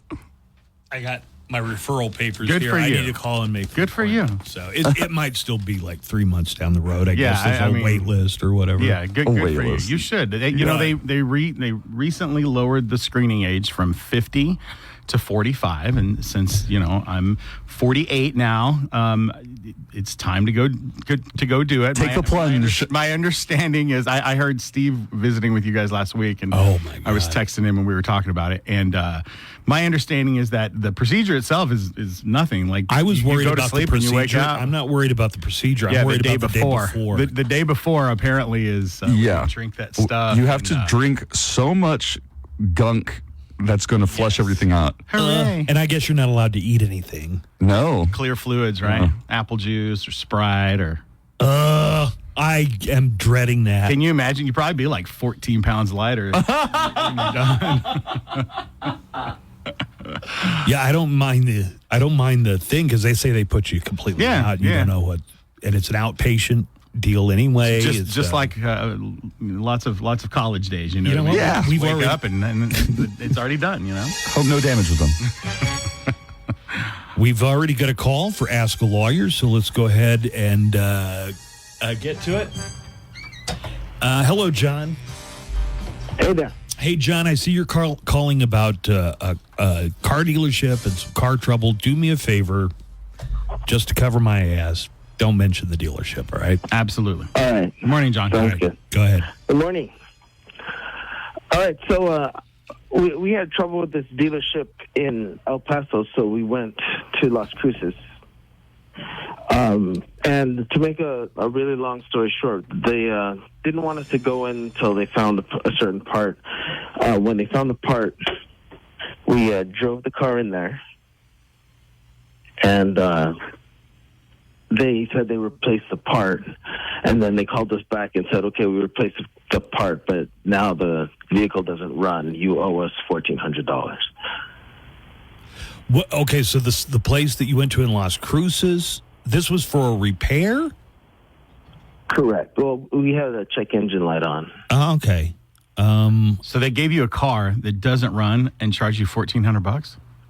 No, I had the car. The car was mine. It was just the brand. So is it a new car or a used car? It was a used car. Okay, so used cars don't come with, typically come with factory warranties or extended service plans or extended warranties, not covered by lemon laws. Typically, all that stuff is reserved for new car purchases. So, was the car running when you took it to them? Yes, it was.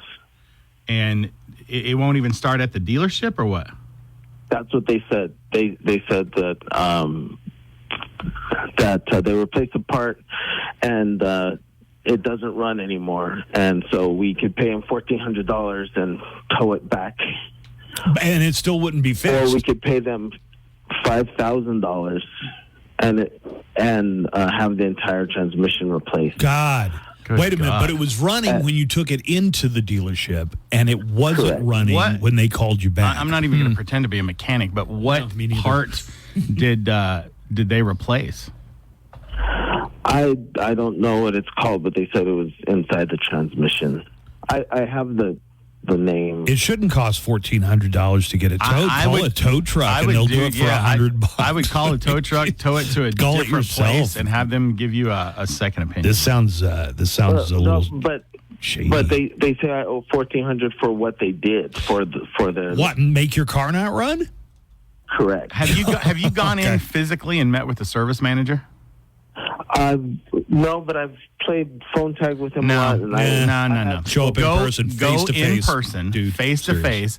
I don't want to talk to the service reps. I don't want to talk to the receptionist. I want to talk to the service manager. And I'm not trying to be a Karen, but because that's what everyone's default is. But in that situation, I mean, does that even sound correct on its surface? Not even remotely close. I would go in there and talk to them directly and be like, "You want to charge me for part breaking my car? The car doesn't run, and when I brought it to you, it ran. Like I drove it here. You need to go in person, John. Legally, would John have any recourse, or you think he just needs to go I don't know and do the answer to that FaceTime because with it's in the New manager? Mexico. But the first thing that I would tell you right off the bat is go in person, sit down with the service manager, and get everything that they want to do or what they propose in their printout. When you whatever your repair order, your service order, when you pay out, get them to print that out so that you have a hard copy of that. But go in person, talk to the service manager, and start there. All right. Best of luck, John. And so I do need to pay him? I wouldn't yet. I wouldn't until you talk to them. $1,400 is a lot of money, man, for a car that doesn't run. Right. I wouldn't pay him. I mean, if the car doesn't run, until I talk to the manager. How do you know it's not? How do you know it's not shoddy workmanship instead of the part not working? Right. I mean, if you insert a new part and it doesn't run and it ran before, the only other variable there is that your guys worked on my vehicle. So try and bring up that angle because before you pay a penny. Yeah, absolutely. I agree with that. All right. Thanks, John. Best of luck. Good luck, man. We have a couple of calls about dog-related issues. Okay. One caller says that the neighbor's accusing his dog of biting her. Okay. And we got another caller. This is Richard. The neighbor dog killed his dog. Okay. But we've got to take a break. Okay, no worries. So Richard and Abe, if you both hang on, we'll have you on with Justin Underwood. When we come back, it's Ask a Lawyer with attorney Justin Underwood from the law offices of Wyatt Underwood, trial attorneys, and more of Ask a Lawyer coming up right after this. Attention station employees, Labor Day is coming up, and appropriate names. And make a game plan for vaccination. Ask your doctor or pharmacist to learn more. Sponsored by Pfizer. The Buzz Adams Morning Show, Monday through Friday, 5 to 10.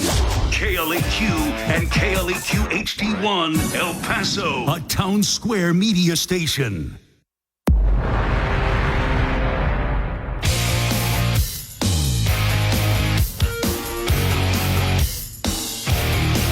All right, we're going to get to these other callers for Ask a Lawyer. We had somebody calling in to comment about John and his car that he drove into the dealership, but once they did repairs, it didn't run anymore. 0 stars, will not return. Yeah. Hi, Buzz. This is Carlos Reyes, the vice president and the half owner of Hills Automotive. I was listening to that broadcast of the guy's car breaking down and it not running. We ran into that situation with a bunch of different shops. I've been doing this for 42 years. I'm a journeyman master tech, and I can tell you exactly what happened and why they're doing it. My number is 915-58. Maybe I don't put that out on the air. Carlos sounds like he knows what he's talking about. Carlos Reyes. Carlos from Hills Automotive. That's a good friend. One of our sponsors. He's been doing it for 40 years. Yeah, right. And he's got plenty of experience in that area. And wait, so he's listening to the... I was confused by the entire story. It was hard for me to get my head around it, but it sounds like Carlos Reyes is familiar with this and has seen it before. Yeah. But we have callers standing by. Let's get to those dog-related questions for Ask a Lawyer today. And line 2, we'll start with Richard. Hi, Richard. Hello. Hey, Richard, I'm just reading here. I'm sorry about your dog. Me too, man. Good morning. But tell us what happened. Thank you. Go ahead. Okay. This happened on a Saturday.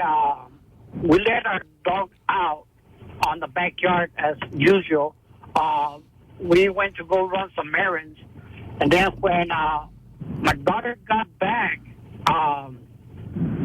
we found out that two houses down, two dogs jumped her fence, our neighbor's fence, and my fence, and killed our dog. It was a pit bull and a husky. And this ain't the first time that it has happened. They had jumped a couple of times that I know, about 3 times. One time they jumped the backyard neighbors, and they sent her 2 dogs to the vet, which had to get stitched up and patched up and everything. And when my daughter got home, she found my dog with puncture wounds all over her body. My house was all torn up the back, where I guess they chased her down. Blood all over the yard. What kind of dog was your dog, Richard? My dog was a little boxer sheep herder dog. Mm-hmm. And the dog was my daughter's pride and joy for 13 years. She slept with them, followed them. All right, let me see if I follow those. So the neighbors' dogs had gotten out of the yard and maybe caused some mayhem in the neighborhood. Yeah, so this is not an isolated incident. This is a repeat kind of deal. What is your question, Richard? What can I do? Can I take him to court? Can I press charges or what? Well, so do they have a pets court? If they don't, maybe they should. They don't have a pets court, but did you guys make a police report, Richard? We made a police report. We called the animal control. They gave us a charge. They have not. The police and the animal control have not gotten back to us, and it's been like a month and a half already. Okay, so what I would tell you It doesn't sound like it's a priority for them at all. Not. So. Have you confronted your neighbor? Yes, I have, and I had to go to her,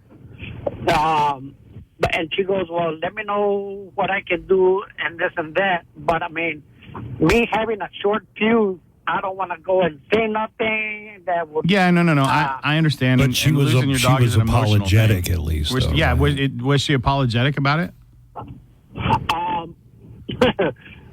Kind of forcefully, when I went, and after a couple of hours that it had happened, this happened in the morning, I waited to see if she would come to us, which she didn't. So I went in the night and I approached her. Hey, by now I know that you've heard that your dogs jumped the neighbor's yard and my yard and killed our dog and everything. She goes, yeah, I heard. I'm sorry.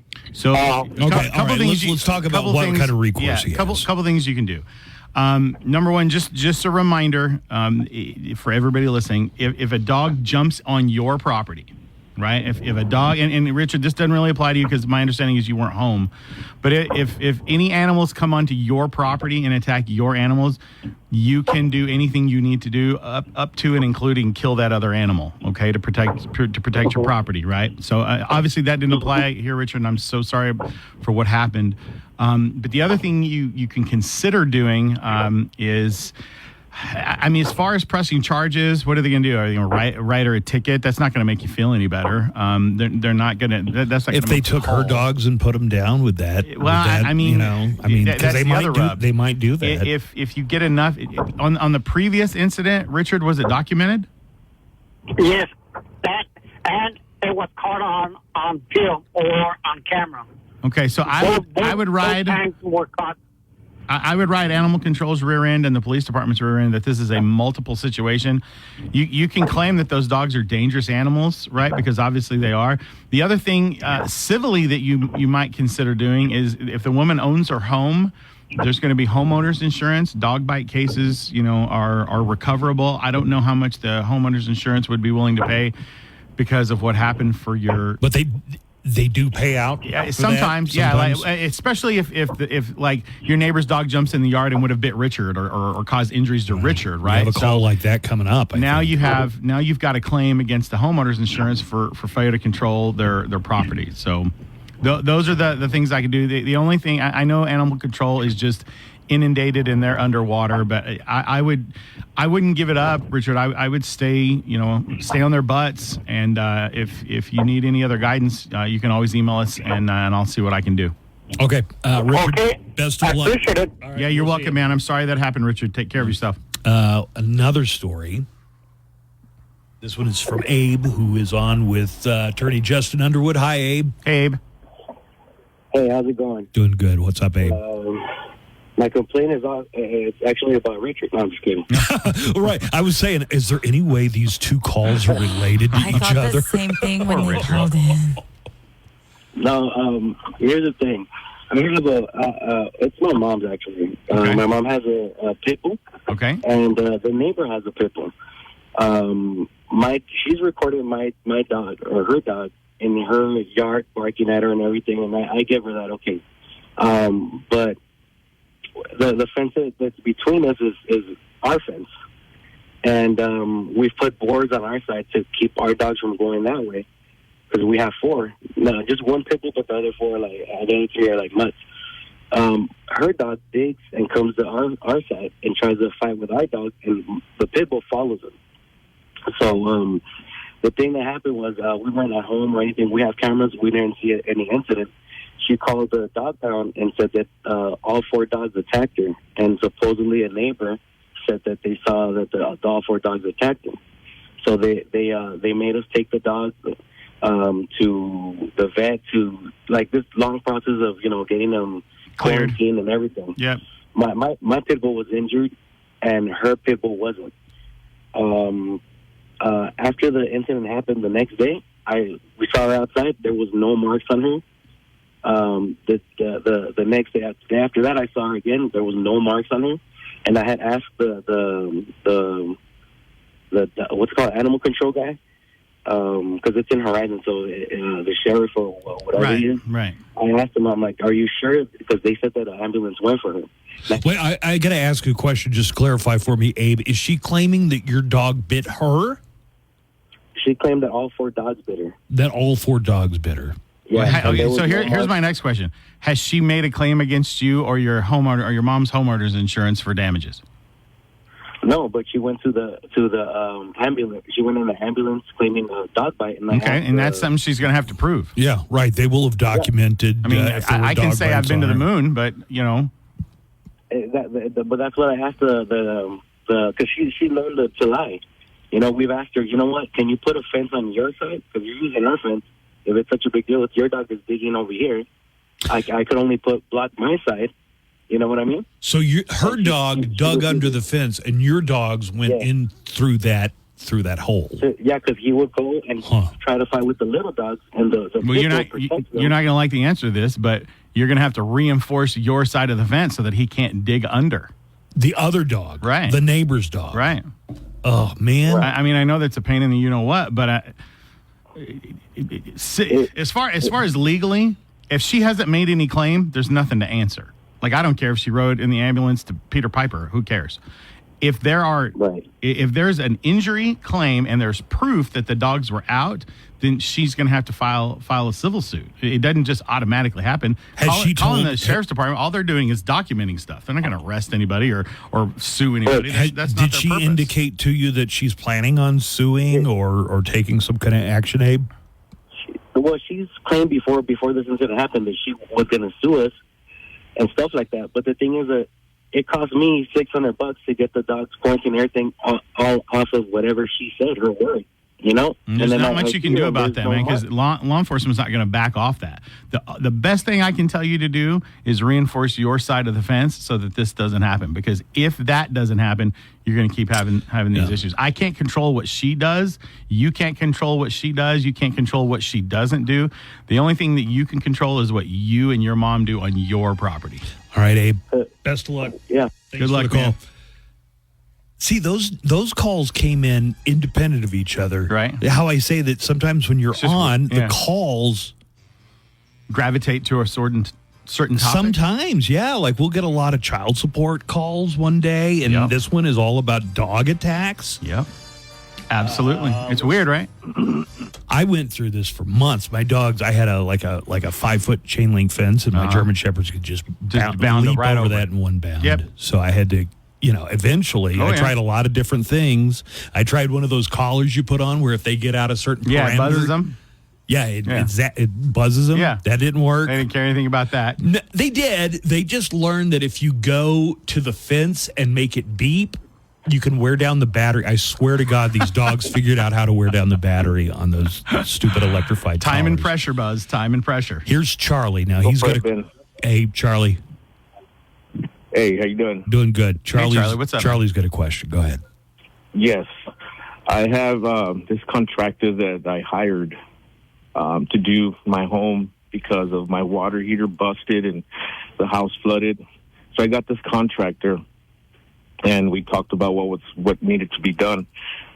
So I told him what needed to be done, which remove the tile, put a slab on the garage, because you know how the garages have a step. So he filled that up, leveled it up. Yep. All through, before the work started, I gave him $6,000. So he did everything we talked about. Removed the tile, and that's it. He was supposed to put stain on it and shave off the remnants of the glue of the tile. Gotcha. But once he got the money, he ran. He never finished. He just stopped. So here's the short answer to a long question, because we have this all the time. Was he bonded? Okay. Do you have it? Do you have a written contract? No, we don't. We didn't. It was all verbal. Do you have any text messages to show what the contract was supposed to entail? Yes. Okay, so you can save that stuff. Was it in the city limits of El Paso? Yes. Okay, so you can go file a complaint under the Texas Deceptive Trade Practices Act. That's what it's called, DTPA for short. But Texas Deceptive Trade Practices Act. You can go file a complaint against the contractor. You'll go into your local police station, tell them you want to file a report. It'll get passed off eventually to a detective who will contact you. And what happens when you try and call? What happens when you try and call the contractor, Charlie? Oh, it's a good question. He does reply, but recently we found out, because I hired another contractor. He did remove the furnace, and he found out that the motor for the furnace and the turbine were missing. Okay, but the contractor hasn't completely bailed. They're at least being responsive. Yeah, what is the contractor you're dealing with? Are they responding to what's going on? Yes, he replies when I text him, but he wants to turn the whole thing up against me, and there's nothing really that's going against me. He wants to turn the whole thing around. Yeah. No, but I would tell you. He does reply. I would tell you to take everything you have and go to your local, whatever your regional command center is for PD, and tell them you want to file a claim for Deceptive Trade Practices Act. DTPA. Okay. Yeah, that's DTPA, the acronym. So call or go. I'd walk in, but I would have everything ready. So that, because what happened is when you go into a police station, what happens is you want to make a report. Well, the case doesn't get handled right then and there. They collect the information, the general information, and it gets passed over to a detective in that unit, or white collar crimes, or whatever unit that case falls under, and then a detective eventually calls you, and that's when it really kind of goes to where it's supposed to go. Good luck, Charlie. Man. Excellent. Thank you very much. Appreciate it. Bye-bye. We got another call coming in. Also, Tracy called in. Let's listen to this one real quick. Do you have time to do one more segment? Yeah, absolutely. All right, cool. Yes, that man that called in about the shop foreman or vice president of that company about the transmission. Carlos. I'm really interested to hear what he's got to say about that transmission deal, because recently I've had a real similar situation concerning the transmission, that it was running when we got it there, and then when they call us back, they said, "Oh, you need a new transmission." All of a sudden, weird. And that was, luckily the insurance paid it, but we still had to come out with a $1,500, deductible, to get the work done. And like I said, it was running when we dropped it there. But anyway, I'm real interested to hear what that man's got to say, because I think it just smells real fishy. Well, yeah, so this is Carlos Reyes, yeah, who from Hills Automotive. Yes, and he said, "I know what's going on." Yeah, with the first caller, he'd be the guy to talk to. Right? Yeah. Is there some kind of scam? There could be. The game is afoot, Buzz Adams. Joanna, if you want to get Carlos on the phone and he's willing to talk to us, we'll come back and do that. We also have a caller waiting. Maria, you'll be up next. We'll do another segment of Ask a Lawyer. Remember, the studio line number is 915-910-4995. That's 915-910-4995. Attorney Justin Underwood is here to answer your questions from the law firm of Wyatt Underwood Trial Attorneys. More coming up right after this. While you're working away, we're working for you. To 424 statements have not been evaluated by the FDA. These products are not intended to diagnose, treat, cure, or prevent any disease or illness. Attention station employees. Labor Day is coming up. An appropriate name since you guys will all be working. Thank you. The Buzz Adams Morning Show is back.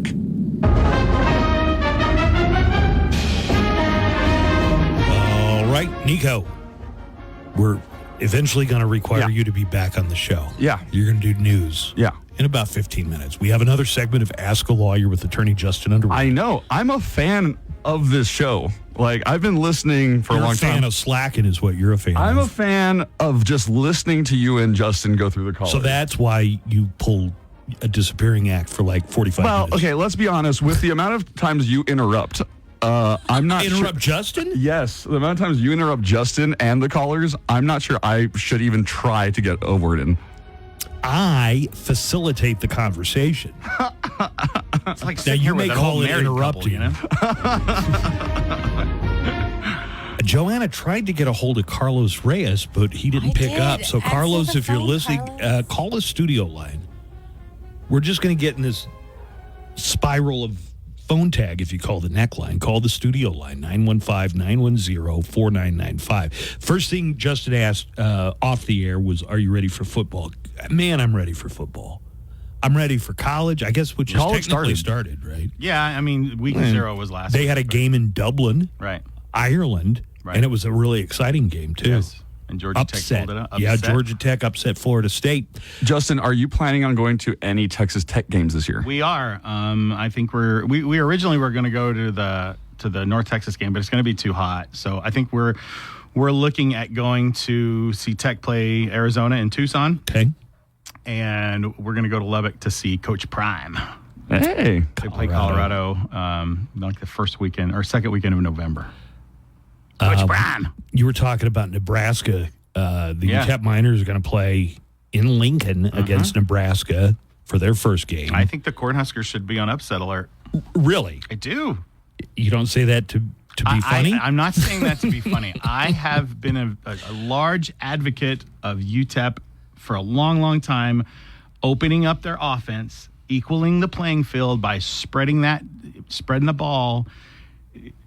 Coach Walden and Coach Brown, the offensive coordinator, they're going to throw the football, and this offense will be fun to watch. I don't think have they specified who's going to be the quarterback? I don't know. Because one of the quarterbacks is Steve's was Steve's intern. Right. KROD. Right. Let's get back to a couple more calls. We have 2 more calls. For Justin Underwood, it's Ask a Lawyer. Line 2 is Maria. Hi, Maria. Hi, good morning, guys. Hi, morning, Maria. What's your question? Good morning. Well, first and foremost, this is my first time calling, and I'm so such a fan of your show, but you're amazing, so just know that. Wow, thank you. That's a good way to start the call. No kidding. Go on. Call in more often. Sure, but my question is, it really it's related to custody child support. Sure. This is my first rodeo. I only have one child, and sadly, the interactions between my son's father has turned pretty toxic. Okay. He is 9 now. Prior to this, everything was fine and dandy, but I'm in a committed relationship now, so that's not. Sure. That's just like.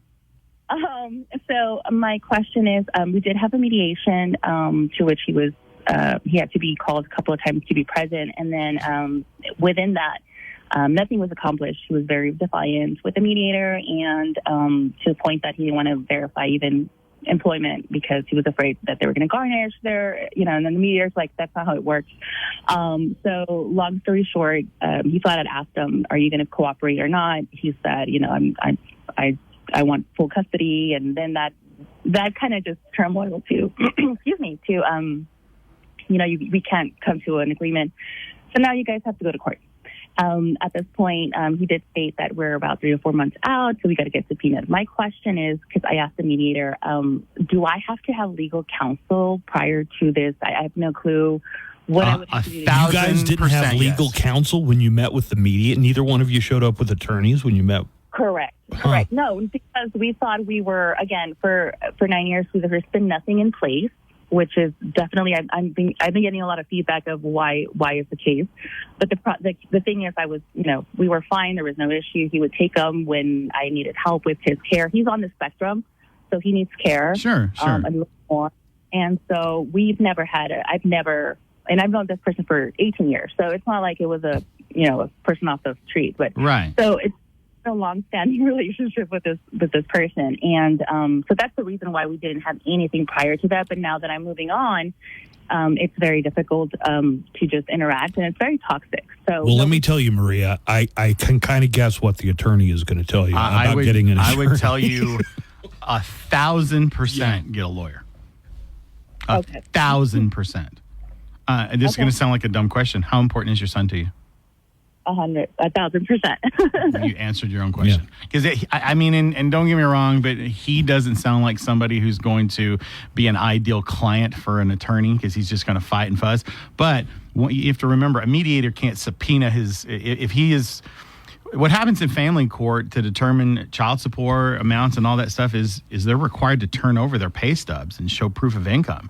Well, if they just refuse to do that, you've got to get a judge to order it. Do you know how to file paperwork to ask a judge to do that? No, absolutely not. Exactly. Here's 1,000%, Maria. You need to get This is the way I think about the law and the legal profession. It's almost like magic. You have to know the magic incantations. If you don't know how to put the ingredients together to make the magic spell, you are at a distinct disadvantage. That's right. I got my Harry Potter book from Texas Tech School of Law, 2001. For sure. And Maria, we have a very good family lawyer. She's one of the best in Maria Elena. She goes by Elena, but her name is Maria Elena Grassheim. You can call my office, 915-485-9100. Yeah, she's real good. And real get sharp an appointment with Elena, and she can do a consultation and kind of give you a guide to what it is that you guys need to work on. Okay. All right. That's very helpful. Thank you so much. Absolutely. Good and luck, Maria. Maria. I hope it was painless, considering it's your first time calling. Yeah, it was super painless. I will be more mindful to call more often. I love you guys. Flattery will get you everywhere. Thank you, Maria. All right, thanks, Mike. We have one more call, and it is Kai, who has a question about bullying. Okay, which is near and dear to my heart. I have, kids, a 6th grader and a 4th grader. Mm-hmm. Kai, good morning. Good morning. You're on with Justin Underwood. Go ahead. So just want to say I'm a big fan of the show. Sorry, I'm a little nervous. Don't worry about it. Just breathe normal. You'll be fine. Yeah. Okay. Good. Okay. So my son had been going through a lot of bullying at the school with I don't know if it's, at least I know that it was one kid. He would be acting up. By the way, he has special needs. Okay. He would be acting up. Everything that would be happening at the school denied everything. I know that there's at least 2 other parents that are going through this. My son is still acting up, even though I took him out of the school. Can you define acting up for me, or give me an example? So he's been hitting, kicking, mainly his parents, us. He's been trying to choke us. Kai, how old is he? He just turned 6 a little while ago. Okay. Is he under a doctor's care? Yeah, he's been seeing a specialist. Okay, good. Started seeing, yeah. Good. Yeah. I did take him to like a counselor where he said that that this was going on, because he said that somebody at school was I guess, I don't know, directing him to what to say. Which happens with kids. That's not abnormal. Mm-hmm. So I've been trying to work with the district, but they just been, dismissive. I've been reading a lot of things online, but I'm kind of, I'm a little unsure about what to do.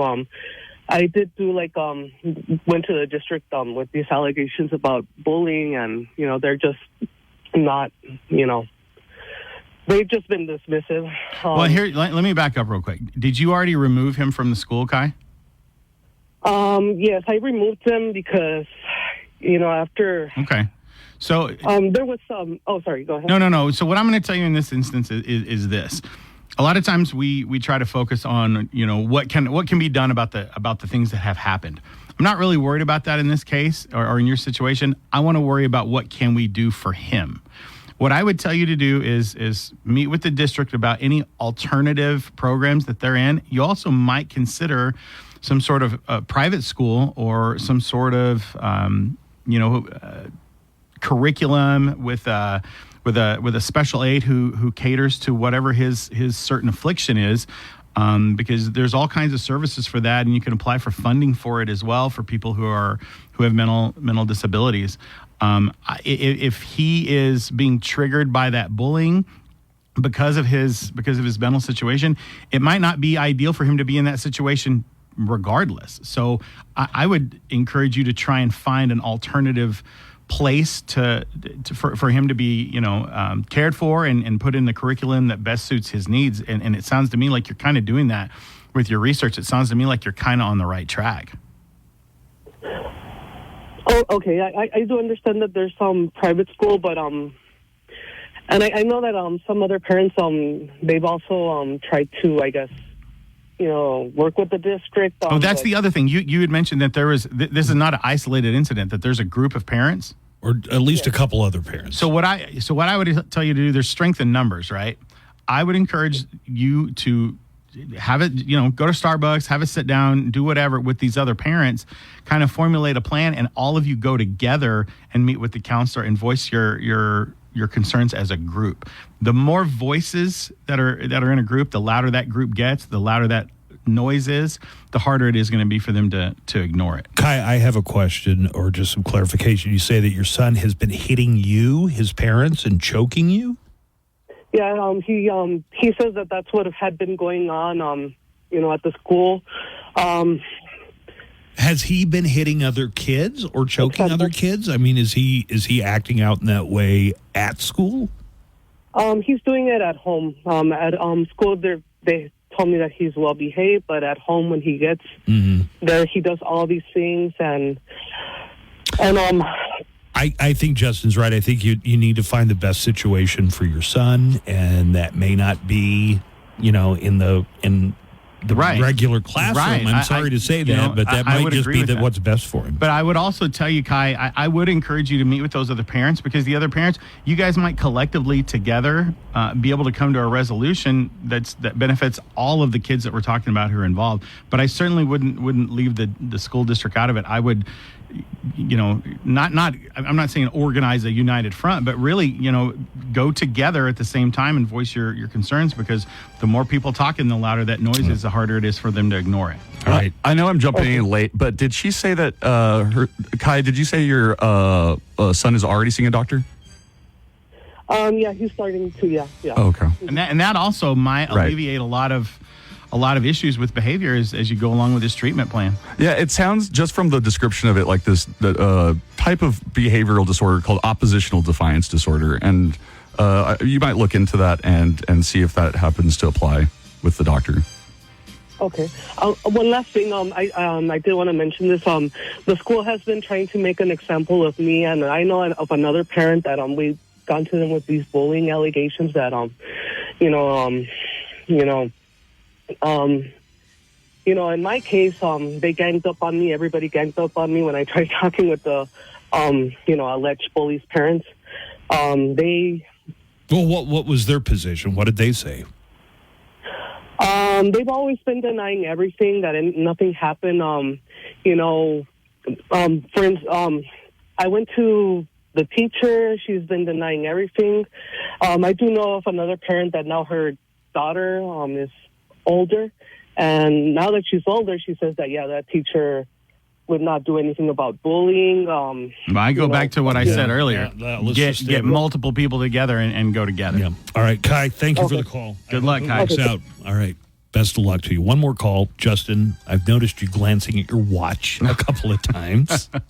Hello, Justin Underwood. This is Donald J. Trump calling in. I have a question for you. God. And maybe you can help me, because all my lawyers in Florida suck. They really do. How do I get Bobby Kennedy Jr. to stop endorsing me? I really don't want or need his endorsement. And every time I see Bobby in the news, it just gets creepier and creepier. Yeah, he decapitated I thought a whale. I can handle creepy because of my good friend Hannibal Lecter, but Bobby has some serious issues, just weird. Let me tell you, it is so weird hearing that voice say my name. Yeah, right. And I'm just like, President Trump, I'm happy to help, but your fee's going to be cash all up front. Right, you got to pay. You got to pay up front. Then we'll chat.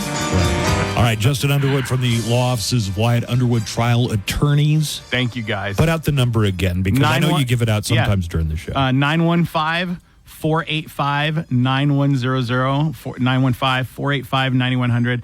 And then our website is WyattUnderwoodTrialLawyers.com, which you hear me on the advertisement. See the billboard? Just like that. Yeah, we're getting ready to do a new billboard. But it's got to be something cool, because I like our billboard now. I think, not to all my colleagues, I have great respect and love for my colleagues. That would be I love it. a sure sign of success, is if I ever had a billboard. They wanted to give me bus bench ads. Yeah. And I said no, because that's on ground level and people will be drawing penises. No, they can sit on your face. Yeah. I will tell you, our don't put them on a bus bench, because people will draw penises going into your mouth. Or like some mustache. But our favorite thing that we used to advertise on, and they quit doing it, was we did the Sun Metro bus wraps. And that was when we, that was back I saw in those. 04, 05, 06, and those were like mobile billboards, and that was kind of weird driving around El Paso, and I drive up and I'm looking at myself on the bus. But all right, thank you, Justin. We'll talk to you here in just a few weeks. Absolutely. Probably. All right, let's take a break. Nico and Jimmy, and next with news headlines right after this. Find out what's going on. Quirky facts about our region. Urgent things you need to know impacting your drive. And of course, nothing but El Paso's best rock. Oh, I'd rather for some ice cream. Let's go. Schedule your vaccination today at Prevnar20.com. Live from the KLAQ studios, the Buzz Adams Morning Show. Courtesy of Glasheen, Vyas, and Enderman Personal Injury Lawyers at GVILaw.com.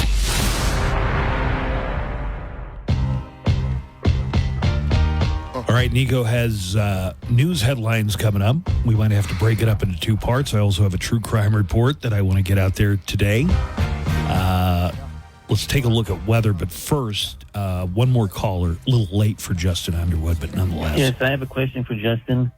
How much you want to bet on the Nebraska game?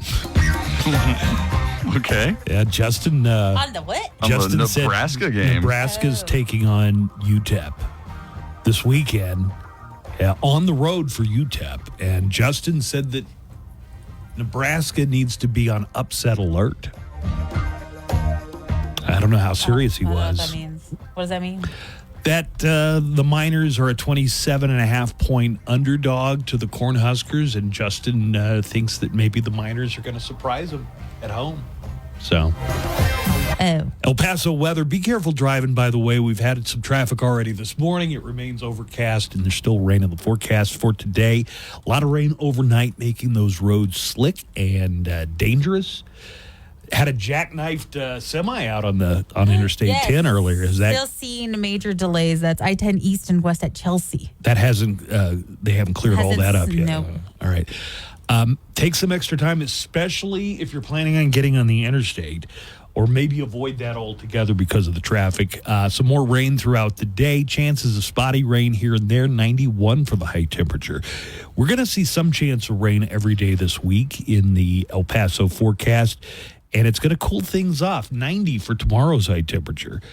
Then when we get to Friday, Saturday, and Sunday, the weekend, looks like a really substantial chance of rain. 50, 40, 60% chance of rain on Friday, Saturday, and Sunday. Substantial rainfall in the forecast for this weekend. And that is El Paso weather. Nico Ajimian is standing by and ready to bring us today's news headlines.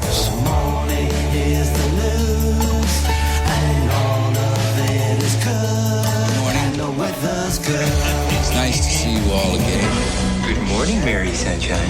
And how are we today? Here we go. Time for news headlines. Good morning, Nico. Good morning, Buzz. Good morning, Joanna. Good morning. Just so we don't forget, there are several app chat messages. Thank you for leaving those for us. We do read them, and you can use your KLAQ mobile app to message us. Well, me and Joanna, not Buzz. Crap, you just reminded me of something. I don't know why it reminded me. We haven't told people what the ghost song of the day is going to be. That is why today. I just gasped. Yeah. Somebody reminded us. Yes. Ghost song of the day. Talk Hold amongst on. yourselves. Hold on. I'll tell you what's going on. This is the final week for the ghost song of the day, the final full week of August. And I'm going to tell you what the ghost song of the day is for today. I'm going to tell you what hour it's going to be played. And when you hear that song in the correct hour, you want to be caller number 13. Wait, 13? Yes, 13. Yeah. You want to be caller number 13? We've got a daily prize. It's the Ghost concert movie soundtrack right here, right now. All of our daily winners score that soundtrack from Ghost. And at the end of the month, you're qualified for the grand prize. It's a $2,000 Phantom and guitar and a Hagstrom case, autographed by Tobias Forge Ghost. Today's Ghost Song of the Day is another cover song. I didn't notice. They do as many covers as Marilyn Manson does, don't they? It's a Tina Turner cover of "We Don't Need Another Hero" from Mad Max Beyond Thunderdome. And it's going to be played in the 6 p.m. hour, sometime between 6 and 7 o'clock. Listen for this ghost song and be caller number 13 when you hear it.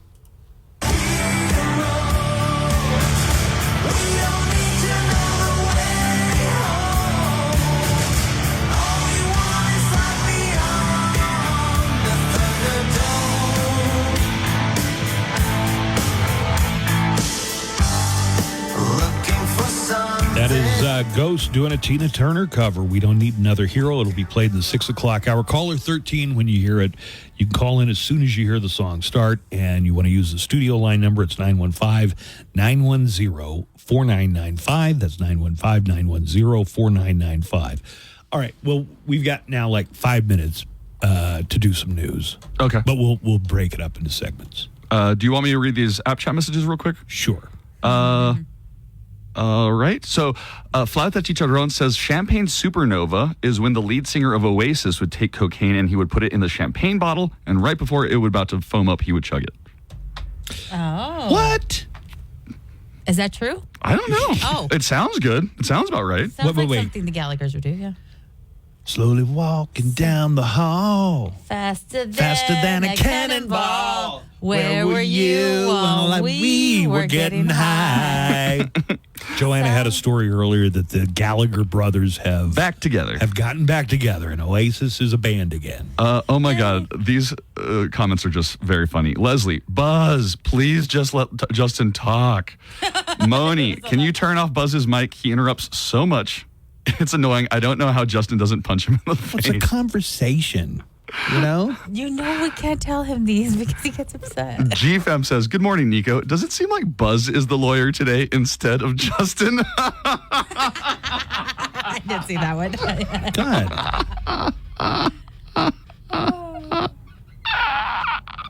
And then the rest are just saying that one of the callers said too much. One of the callers said too much. Yeah. They said they were nervous.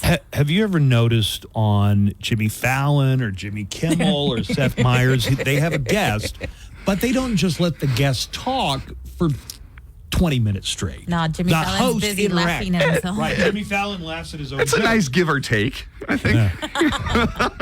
You got to let Justin finish his thought, I think, sometimes. Just a bit of I'm sorry. Just the one that was suggestion. do you think Buzz is the lawyer today? That just got me really hard. I like the one that's like, I don't know how the lawyer doesn't punch him. Why don't you do some news? All right, let's get into the news. Good morning, Buzz. Good morning, Joanna. Good morning, Boo. Well, Tulsi Gabbard is endorsing Donald J. Trump. That's right. During a speech to the National Guard Conference in Detroit yesterday, President Donald Trump introduced a new supporter. Former Democratic Congresswoman and Lieutenant Colonel in the Iraq War, Tulsi Gabbard, walked onto the stage, talked with the crowd about their shared value for a few minutes, and then asked the crowd to join her in supporting Trump for president. I invite you to join me in doing all that we can to save our country and elect President Donald J. Trump and send him back to the White House to do the tough work of saving our country and serving the people. During the speech, Trump also told the veterans that he wanted to create a Space National Guard as a reserve for the Space Force, an announcement that drew applause from the attendees and derision from Buzz and I. Now that Space Force is up and running, I agree with your leadership. You want this right badly, but I agree that the time has come to create a Space National Guard as the primary combat reserve of the U.S. Space Force. To protect from all of those illegal immigrants, otherwise known as aliens. So sign up and become a space cadet. Space cadet. You like that one? Yeah, that was pretty good. Well, U.S. District Judge J. Campbell Barker issued a stay yesterday on the Biden administration policy to give spouses of U.S. citizens legal status. I always grew up thinking that was the deal. You find somebody who will marry you who's an American, and automatically you're an American. Yeah. That's how Jibs got it. But I guess it's not an automatic thing. It takes a process. Don't you watch 90 Day Fiancé? Right. Yeah. Well, can they even do that anymore? 90 Day Fiancé?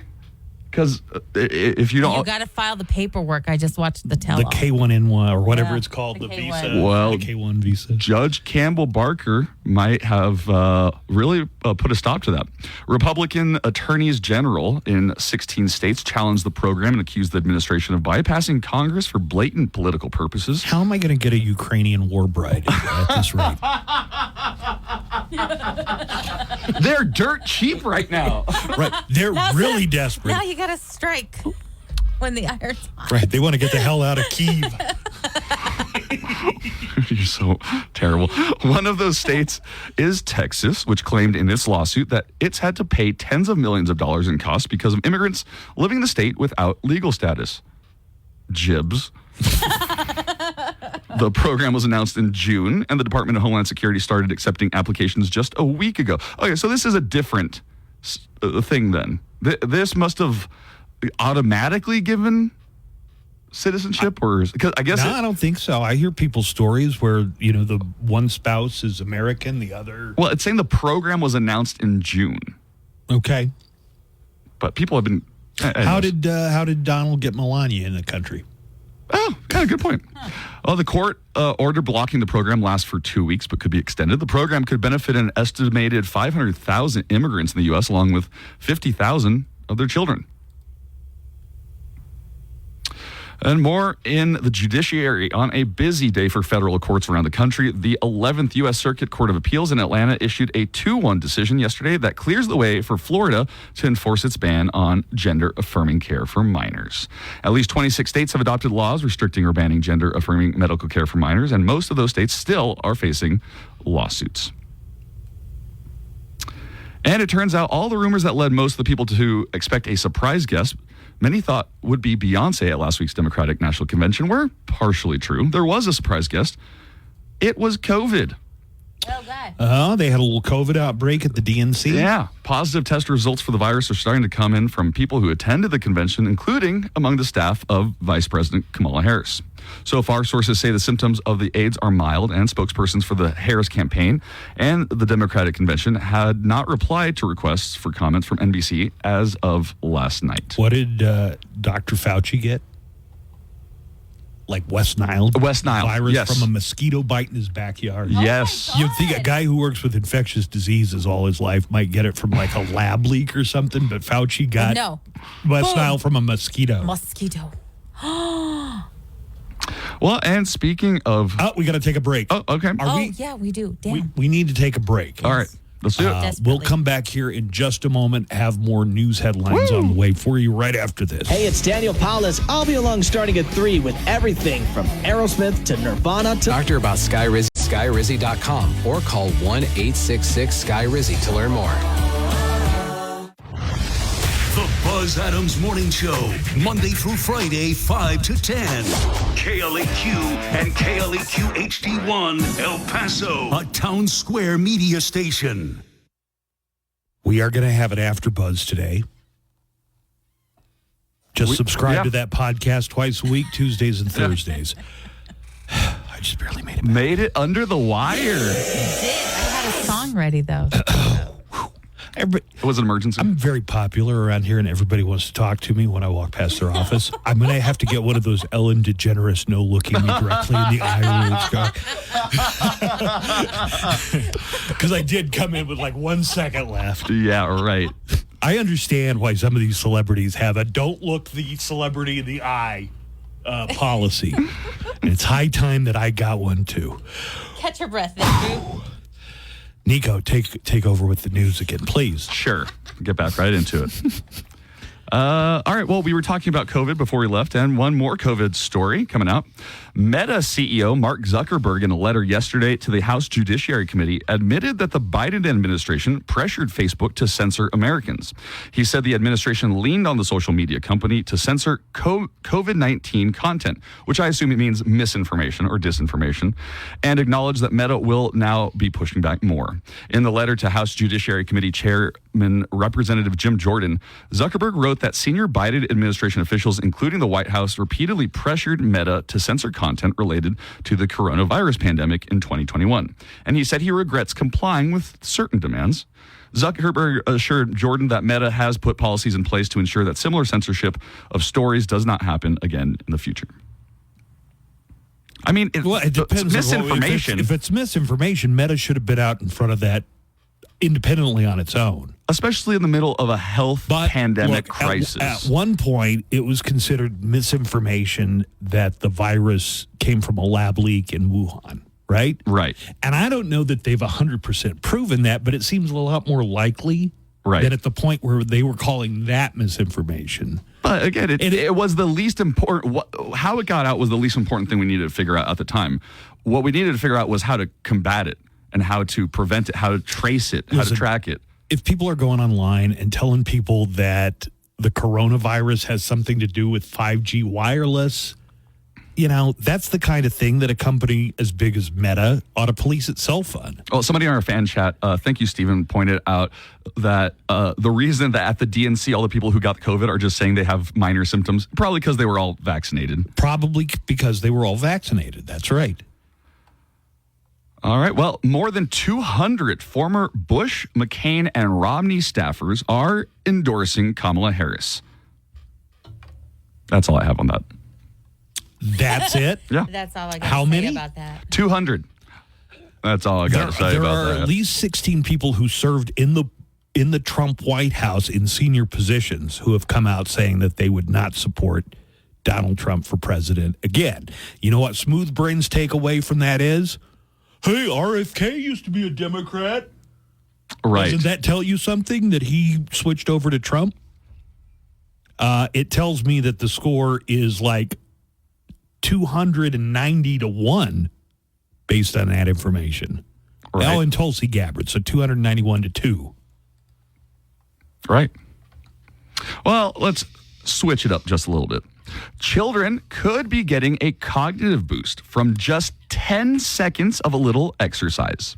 That's according to a new study out of Japan that found 10 seconds. That found even light activity helped boost blood flow to the prefrontal cortex of the brain.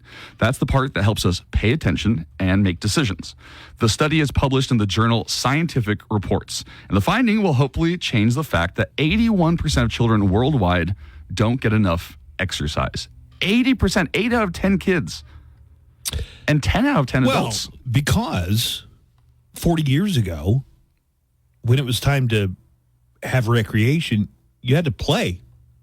You know? You had to now, get if out you have there. recreation time, you're on a screen. It's not a mystery. It's not the same, what you're saying.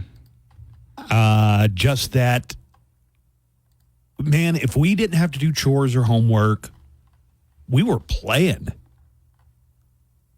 Yeah. All kinds of different games. Yeah. Baseball, freeze tag, ghost in the graveyard. Red Rover, sports. Rover. Right. Oh, well, let's talk about youth sports. Have you heard of exertional heat stroke? Well, I know what those two words mean, or three words. It's heat stroke that you get from exercising in the heat. Amid record-setting high temperatures, one New Jersey high school says preventing that illness is a top priority. Yeah, maybe don't. It's time for football. Oh. Maybe don't start the high school football season when it's still August and 107 outside. All right. God, that's the one thing I hated the most about football. Practicing, and it's still summer. Right. And did you have days. coaches that would, punishment would be not getting water? I thought you told me that they would keep you. Oh, my God. Yeah. You couldn't just get water on demand. You had to wait until it was time to get water. But they would do 2-a-days. You'd have to go out and do 2-a-days in August. Yeah. Well, let's hear the report. It's time for football practice once again at Red Bank Regional High School in New Jersey. Let's go. Look outside. Roaming the sidelines is certified athletic trainer Christina Emmerich. If you recognize it in treatment, exertional heat stroke is 100% survivable. Among the tools she uses to protect students, this device, which measures what's called the wet bulb globe temperature. That number tells Emmerich how much heat stress athletes may be experiencing. A couple of coaches had a policy that practice is not over until at least one person pukes because of the heat. All right. Oh. Well, in light of that, what do you think of this statistic? Exertional heat stroke is one of the 3 leading causes of death in high school sports. Yeah, high school football players, there are not many fatalities in the NFL, and there aren't that many in college, but in high school, every year, you hear there are a dozen or so. Yeah, you hear about high school students having some kind of collapse on the field or a medical emergency during a game or during practice. You know, if you have the same thing that Hamlin, Mark? No. Do you remember the guy that got hit during a game? And Toby. They had to bring out a resuscitator. Yes, the guy. If that happened, I forget his name. I can't remember either. If that happens at high school, there's a chance. What are we supposed to do? Oh, that machine, it's locked up in the coach. You know, there's a good chance that they're not going to be able to save the life like they did this NFL player. Mm-hmm. Yeah, that's a great they're not point. prepared for it. So you were talking about 10 seconds of exercise being healthy for kids. I've been sitting on this one for a while. A study found eating vegan for 2 months could knock years off your biological age. Ooh. You don't have to be a vegan for the rest of your life, but if you do it for 2 months, it says that it can add years to your lives.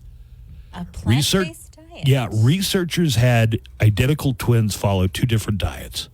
One ate vegan for 2 months, and the other ate pretty much a normal diet.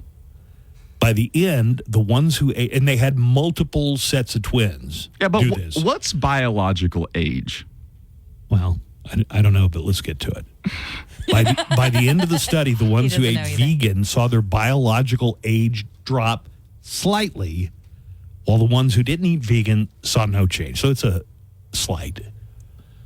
The vegan twins also lost about 2 pounds more per month because they consumed fewer calories. So I'm thinking about that. If I could just go vegan for 2 months and add 2 years to my life, You will live to be 62. I'm not sure that's what it means, Still though. not worth it. I don't. I'm not sure this means exactly what you think it means. Yeah, maybe not. Buzz is like, I just got to do it for 2 months. They give an example. And add 2 years to my life. You will live to see 62, sir. They're basing that on how old the cells in your body look. So they're examining the cells. Okay. So you might be 40, but your biological age based on your cells. I know. Might be 48 or it might be 36. But my back says I'm 60. But my back cells says I'm otherwise. 12. All right. Well, SpaceX is delaying an overnight launch aimed at creating a new generation of spaceflight. The scheduled liftoff of the Polaris Dawn mission is now delayed until tomorrow for additional pre-launch checkouts. Related to, guess what? A helium leak.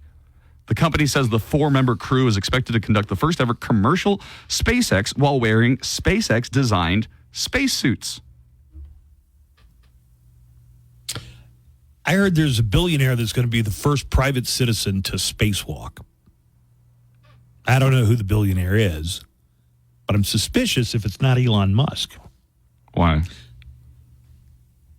To Mars. Don't you trust your own company or what? He's the guy who wants to get to Mars so bad. Red Rocks? Yeah, that's right, Red Rocks. Red Lobster's troubles are continuing, and it's bad news for the restaurant's fans. Oh, no. It's closing an additional 23 restaurants nationwide by the end of the month. Isn't Flavor Flav trying to save Red Lobster? He is, yeah. The move comes after the Orlando-based company closed 100 locations earlier as it goes through bankruptcy proceedings. The restaurant chain is in the process of selling itself to Fortress Credit Corporation, which recently... That sounds like they're getting repoed, right? You sell yourself to a credit company. That is not a good sign. Well, they did kind of help save them. The restaurant chain is in the... They gave them recently... $100 million to continue operating the roughly 500 restaurants they have left across the U.S. If they go belly up, I will miss their cheddar biscuits. Oh, is the El Paso one still Belly up? Yeah. Yeah, we still have Red Lobsters open. Oh, okay.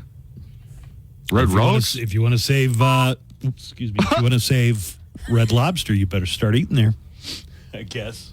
Yeah. And finally, Bark Air is launching the first ever airline created catering to dogs.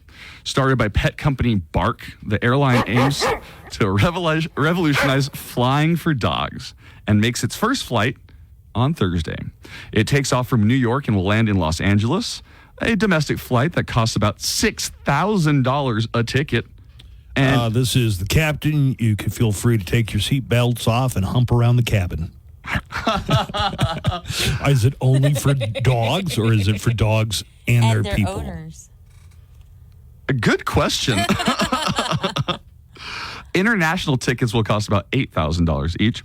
And the company says it's going to be offering white paw service with earmuffs and treats for the dogs. Aw. And with your news, I'm Nico. I have random facts. I would like to get to those right now. All right, wait. Before you get to random facts, I have something. I was going to bring this up for the AfterBuzz, but I think I'm more interested in seeing your reaction, Joanna's reaction to it. Oh, my reaction. Okay. Do we have time for this or no, Buzz? No. Okay, never mind. Oh, we only have 2 commercial breaks this hour. Then we have time. We've got time. Awesome. Okay, so I just learned about a new phobia. Do you guys have anything you would describe as a phobia? Yeah. What? I'm not telling you. No, the one of heights. You're one of heights. About the heights No, you know one. about the heights one. There's another one. I have a fear of something that is completely harmless, and I do not want to let people know because it could totally be used against me. You have to tell us now. No. Snakes? It has to be an animal. Cotton. No? Cotton? You could be afraid of cotton. I have a fear of cotton? You could. No. Triskaidekaphobia is the fear of the number 13. I don't have that. Joanna, do you have any real Snakes. snake phobia? That's almost like you're born with a phobia of snakes. Yeah. You know, it was an adaptation. Hey, be careful around those reptiles. They might eat you. So when they brought the snakes in from the zoo, did you ever touch them or stuff? Nope. I was in that other room and I stayed there. I'm a lot more able to handle gigantic snakes that hardly move. It's the quick little bitey ones that I don't like. Like a goddamn copperhead or getting a the chill. water moccasin or a I'm rattler. getting goose pimples. I have arachnophobia. Like even tiny little spiders freak me out. Let me just make a note of that. Nico spiders. Put that Joanna in the regarding snakes. terror box. Buzz secret. What? You're gonna have to tell us someday. Okay. Well, there is a new phobia I just learned about. No, because it's legit. Like, I freeze up when I see one of these. A bear? No. How often do you think I see a bear? I don't know. Every time you go to a gay club? Like, I'm paralyzed. I am the bear. Okay. You are. So there is a new phobia I just became aware of called anatodephobia. And it is commonly understood as the fear that somewhere out in the world at any time, a duck may be watching you. You guys seen any ducks lately? Now, the fear isn't of ducks necessarily. Okay. Being watched by It's a duck. that they might be watching you. That is weird. That is. I'm calling BS on this one. What are you just sitting there like that freaking duck is watching me, guys? I know Is it. there a duck watching me? What the hell? The duck is watching me. Is that a goose? I think it also applies to geese. Well, hey man, if you're going to go feed ducks, be careful of those geese. Man, Those geese are scary. Their mouth is a horror show. And they're like, ha! And they'll come after you. They got They teeth. will chase you. So, does this sound like a legitimate phobia to you? No, you can make, There's been you can weirder make ones. up a word for anything. There's been weirder whether it ones exists before. or not. Really, what's weirder than that? The people who have a fear of images with holes in it. Have you ever heard of that one before? Yes. I also really don't like that one. Like pictures of holes really gross me out. Okay, well, it turns out you're right. It is not necessarily an official phobia. It can actually be traced back to Gary Larson, the creator of the Far Side comic. Larson's cartoon comic depicted a paranoid office worker with the caption, anatodephobia, the fear that somewhere, somehow, a duck is watching you. It sounds like a Far Side cartoon. And the comic showed a duck looking out of a window. But that guy, they haven't put out Far Side in like 30 years. He kind of retired. Yeah, kind of. And Far Side was the only newspaper comic strip that I would ever actually laugh out loud at. They're funny. Sometimes. Yeah, they're great. But the point of Larson's cartoon was to illustrate that any object can be a source of fear. So it's not saying that this type of phobia might not be... What a dumb story. Real. Really? You think so? I mean, compared to my random facts? Yeah. Oh, I'm sure your random facts are great. I just thought this was going to be AfterBuzz, but I thought it was funny. Now that we all shared our phobia, I think it's only fair Buzz shares Yeah, but come on, you got to tell us. You gotta tell us. In that case, it's spiders. We're never going to use it against you. So We're not like that, like you are. we will forget. You're not the only ones listening. Someone out there. Just will pretend remind it's us. us. Just pretend it's just It's us. just the It's just two of us. us here, buddy. Come on, what is it? Not doing it. Is it about the geese? It is it geese? Yes, it's geese. Are you afraid that they might be watching Yeah, that's you? right. I'm afraid geese might be watching me. Look out the window. So, mystery solved. And now it's time for Random Facts. These facts are completely at random, but they are vetted and sourced. If anybody ever wants to challenge on any of these, I really do make sure that that they're facts. Nice. Do my best. Random fact number 1. The United States has only formally declared war 5 times. Do you want to know what they were? Can I try and guess? Sure. The war on Christmas. Nice, Joanna. Thank you. The Revolutionary War, does that count? Nope. Okay. The War of 1812? Yep, that's one of them. Does the Civil War count? They do not include that here. Okay. So Well, maybe they that's didn't have to weird. declare war Against because yourself? they were Oh, right, 'cause it was- insurrectionists. The Spanish-American War. That's one. The Mexican-American War. Yes. Wow. Good job, Nico. World War I? Yep. And then World War... and World War II? War of 1812, the Mexican-American War, the Spanish-American War, and this is in chronological order. World War I, we declared war, and World War II, right. declared We war. didn't declare war in Vietnam. Yeah, we never declared war. Or Afghanistan. Yeah. Or Iraq. Right. The rest of our wars were technically military engagements, which I always think that that's an excuse to get around. It is. Congress having to approve Yes. a declaration of war. Absolutely. It's just like, well, this isn't a war. We're going to go fight and shoot at people, and they're going to shoot back at us. But it's totally not a war. It's a police action or whatever. So we're still operating around the world based on an AUMF, an authorization for the use of military force, based from 2001 for the war on terror. Yeah. And they just keep renewing it every year. Yeah.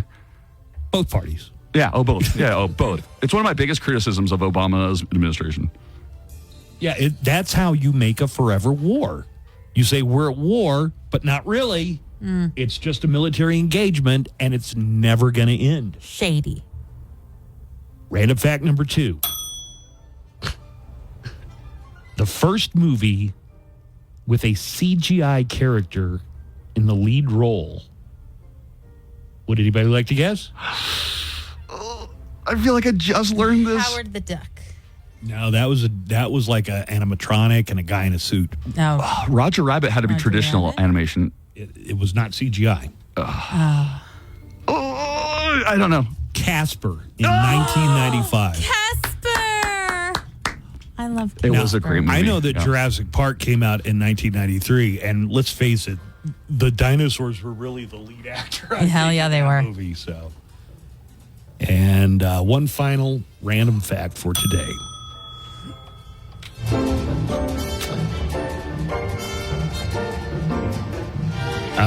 The Chuck in Chuck Norris is not short for Charles. Chuck Norris's first name is not Charles.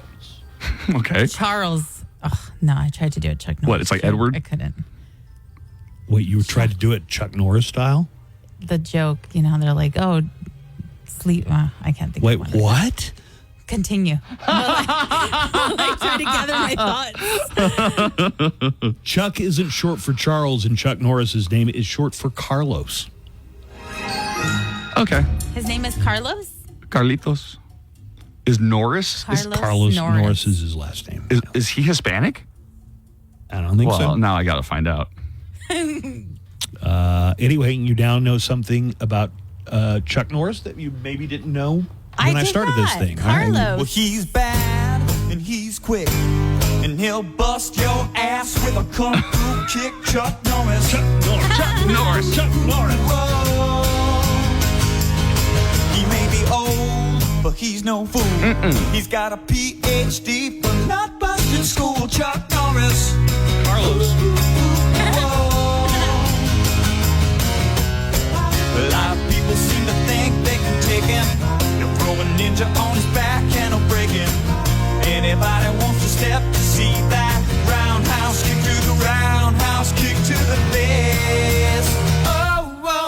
a threesome with Bruce Lee. He's got a belt so black it's in the NAACP. Chuck Norris. Yeah, belt so black. Talking smack, you think you're hot. Watch him tie your in a double winter knot. Chuck Norris. Carlos.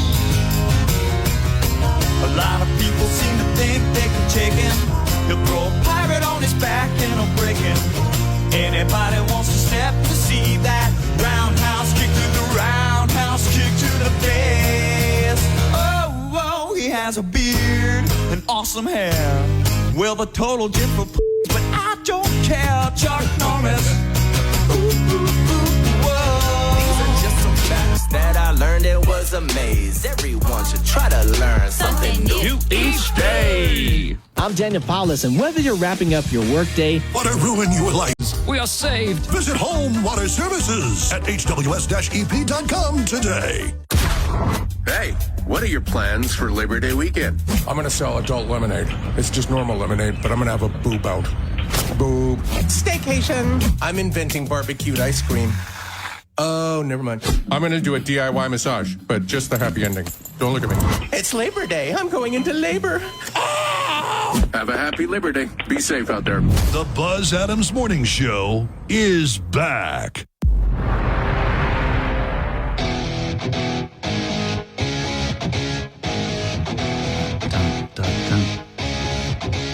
Joanna, you said only one more break left this hour? That's correct. Okay, so we could take it almost for another 30 minutes, right? Yeah. Okay. A lot of people are trying to figure out your phobia in the app chat.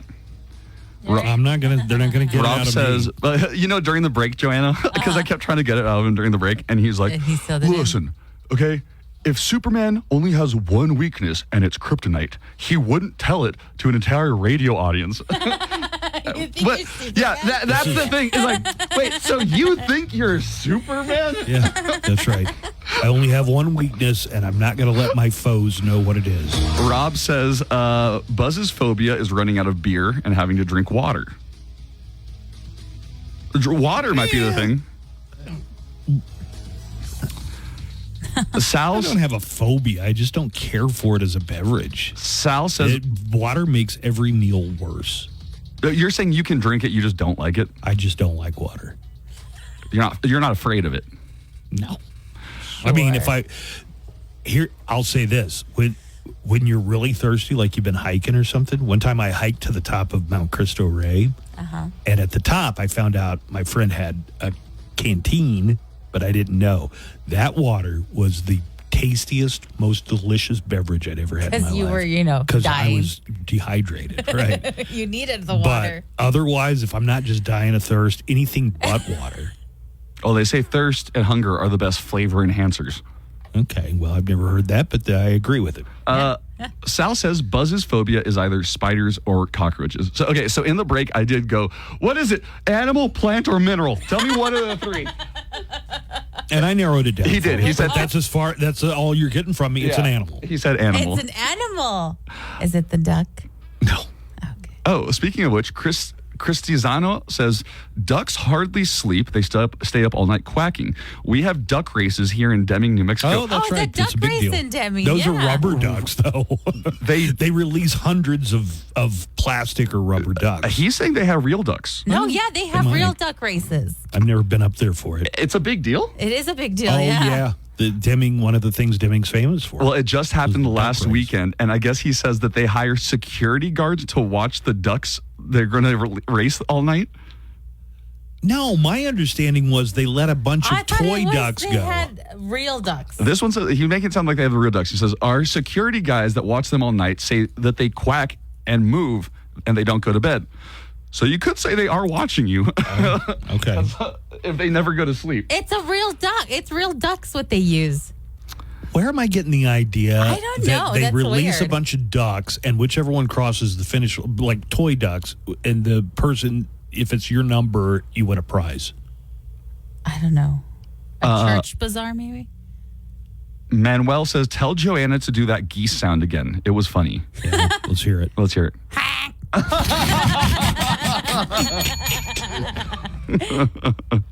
That's That's great. Joanna, if I ever just say goose me on the air, you got to give me that. goose you, yeah. Goose me. Yeah. I don't know if Derek's phobia, he sent in an email with his, I don't know if it's real or not. No. Okay. I don't want to read that one. Okay. I love Derek, but that he writes us things that we can't say. That only he can say them. It must be bad because he didn't send it to me. Right. Oh, Stacy. Oh, that's right. Thank you, Stacy T. It was frogs. What? Wasn't it frogs? Mm-mm. Oh, it is frogs. I think it is. I think it is frogs. Or toads. Or toads. Yeah! All right, Stacy. All right, so Wow. I guess when I was I guess Buzz was right. Somebody out there would remember because we sure as hell did not. Sure as hell didn't. And I was saying to myself, I've talked about it on the air before. I've given the whole backstory on it and everything. That's how much we pay attention to you. I think when I was a very little kid, some of my cousins thought it would be funny to put me in a cellar, and there were frogs in the cellar. Wait, who put you in a cellar? Like my cousin Doyle and my cousin Ricky Dean, and because they thought it was funny and it was mean. And I was like 4. Aww. So anyway, I was really freaked out because it was dark and I was locked in. And then the frogs. So ever since then, any frog or even a toad, for that matter. But the worst was one of the things my dad had me do a lot of was go over and mow yards for free for older folks in our church. Nice. You know, it's a real nice thing for him to do. Well, he was the deacon of the church. Yeah, so I'd go over to some of these old folks in the summer, and their lawn hadn't been mowed since last summer. And as I'm mowing the yard, there are just frogs and toads jump. Every time one of them would jump, I legitimately paralyzed with fear. Stacy, wow. Wow, that was And she great. says he told the story about mowing the lawn as a teenager and hanging frogs would jump out of the grass. They're just... Damn, we really don't pay attention to you. Wait, so here's the great thing. El Paso, not a big frog or toad town. When I grew up in Oklahoma, they were everywhere. Oklahoma and East Texas have way more snakes and frogs than El Paso does. Oh, God.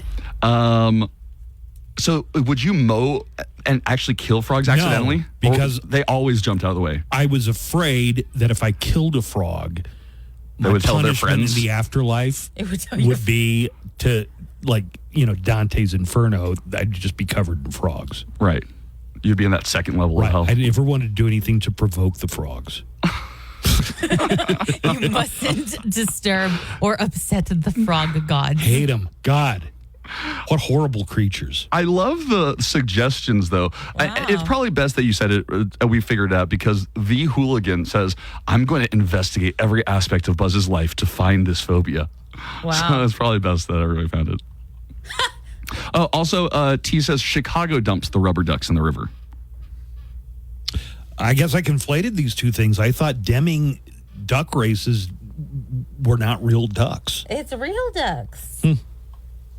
Hey, Buzz and Nico. Do you guys think that it says nothing about today's current Democrat Party when you have Democrat royalty like a Kennedy saying he doesn't recognize the party, when you have Tulsi Gabbard saying she doesn't recognize the party, and most recently Brett Weinstein, who's a huge Democrat, saying he is not going to support the Democrat ticket because they stand for censorship and everything else that he does not recognize as the Democrat Party because they moved so far left? Or are they all just a bunch of weirdos looking for power? Yes. Yeah, some of them, like J.D. Vance, I think he just saw an open door. Hey, I might be vice president. All I have to do is totally go back on everything I've ever said about Trump. Right. But it is interesting that I think this is Smooth Brain, right? Yes. Oh, yeah. So Smooth Brain called in with this today, and it's interesting that they're reporting about the unprecedented number of former Trump White House officials, people in senior level positions, who have gone on the record saying they do not endorse him for president again. I mean, there's nothing like it. There's no precedent for this. Well, after Watergate, a lot of people who worked in Nixon's White House wrote tell-all books. Right.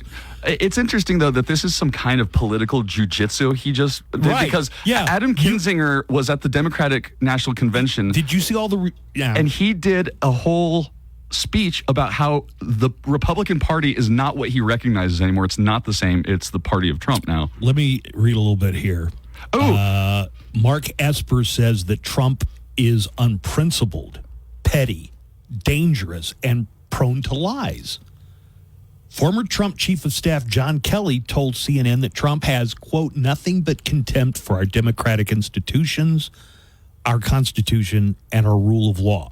Again, these are all people in senior positions in the Trump White House. Which I would like to point out hasn't happened from any other president. I don't know that there's ever been a president whose vice president didn't endorse him. Or Secretary of State, Secretary of Defense, former White House Chief of Staff. Colin Powell resigned as Secretary of State and did not endorse George W. Bush the second time around. Yeah, but he didn't criticize. Are rare examples, right? Former Trump Attorney General Bill Barr, in a CNN interview, said that Trump has, quote, a penchant for engaging in reckless acts. Wait, how did you pronounce that? Penchant? Penchant? Penchant? A penchant? It's not a word you use. You drop in conversation very often, I guess, unless you're Bill Barr. Bill Barr also said, I don't think he should be near the Oval Office. Cassidy Hutchinson. You just ignore all of this, Smooth Brain, and go with a weirdo like Robert F. Kennedy Jr., who, by the way, we just found out decapitated a whale. No. I can't imagine anything weirder than decapitating a whale. No, something just dropped today. Another thing just dropped right now from Robert F. Kennedy. Oh, God. What is it? RFK Jr. vows to stop chemtrails after watching a video pushing the conspiracy.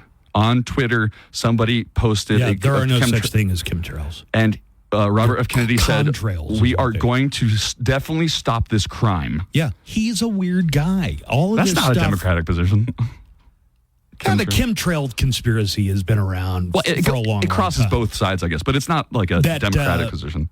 Commercial jetliners are pumping out chemicals in the atmosphere for some reason. No, not true. Okay, I just got an amazing text message, Joanna, Buzz. I think we are going to be facing our fears. Why? Oh, no. Is it from Kevin? No, it's from our zookeeper in El Paso, Joe Montesano. Dude, I will squish your zoo frog. Joe says, hey, Nico, whenever you want, I will bring in a frog, a spider, and a snake. No! And we can have each of you face your fears. And I told him, yes, please. He said we could do it Thursday this week or most days next week. He's already ready for it? He's already ready. Yeah, come on, guys. No. I would hold the spider. I would not go anywhere. I don't want it in my studio. I don't want it at my place of business. For the sake of entertainment, I think it would be entertaining. I'd go for the snake. I would be willing to do anything for entertainment. A frog. Joe, we will be in touch. I just got a neckline call. We just got a neckline call about what you were just talking about and kind of how providing weird RFK Jr. is? No, providing a opposing view. All right. I'm sure it's well thought out and Let's neatly not ordered. forget that 90% of Kamala's staff have left after 3 years. Is that true? Right. I don't even know if that's true. But I will would say have this. to find out, is that true? That, to have lower level staff turnover is super common among White House staff because it's such hard work that people get burned out so quickly. So, but these aren't low level staff that I'm using with the Trump, exactly. These are senior positions in the top, White House. People who had access to Donald Trump pretty much every day that he was at the White House. But generally, just to put context to your statement, turnover is super high in every presidency for lower level staff. And as far as the figure you just gave out, source? Right. I mean, that's the one thing. When somebody makes a claim, the number one thing you should do is fact check to make sure it's even true. And then go on from there. Somebody called in saying, hey, Buzz, if Robert F. Kennedy Jr. just started getting roadkill of frogs, would you like him more? No. I don't want anything to do with I don't want to I don't want to go to war Come with on. frogs. Well, let's just do it. I just wish they didn't exist. I wish they all disappeared. You don't like their skin, their sliminess, like how they jump weird on you? Yeah. Frogs are the biggest jump scarers in the animal kingdom. If you hate jump scares, you're going to hate frogs and toads. I don't like that they start off as like a little fish and then turn into something completely different. Oh, people are saying don't be a wuss. F yeah, blindfold Buzz. Oh, God, no. No, sir. I will give Come on, if I'm going to... I will give you $100 to not do this. Drop it. Nope. For the show. I got $100 right now. You have 100 now? Nico, $100, dude. Oh, I could really use some. You need to cut off all communication with Joe Montesano. With Joe the zookeeper. Joe Montesano. Yeah, you need to freeze him out. Freeze him out. I don't like the way this is turned. Yeah, I don't like how he quickly came up with, I'll bring a snake in. Morning, Mo Show. Hey, I just want to start off by saying I love that zookeeper guy. I would never think in a million years he'd bring them animals on. He seems like such a sweet, kind-hearted person. But hey, man, high five, brother. Come on, Buzz. Be a man, Buzz. Have a great day, guys. Love y'all. Bye-bye. What if I freak the frog out? How are you going to freak the frog out? You're the one scared of it. It'll know how I feel about it. Yeah, frogs sense fear. That's one of their biggest. Yeah. It's going to know. They're renowned for their fear-smelling abilities. I got a few crime stories. What if you would you ever lick a toad to get Dude, I won't even touch a toad. Wait, but like the magic ones that would get you like super buzzed? No, I hate that episode of Beavis and Butthead. For that very reason. All right, let's get started. That's the sound of the police. That's the sound of the beast. Actual crime stories from around the world and across the nation. This is the True Crime Report. Welcome, everybody, to our report for today. All right. In Louisiana, a 23-year-old man tried to lock all the customers in a Starbucks using a bike chain. What? Police in Louisiana arrested 23-year-old James Thrash. What a cool name. Yeah. James Thrash what is he, on Wednesday. Singer for a metal band? He was arrested for closing the front door to a Starbucks, and then he locked it from the outside using a bike chain. That would be terrifying. And customers were inside. Like, if you were inside seeing this happen... What's going on? Yeah. Wow. He could be setting the building on fire for all you know. Could be.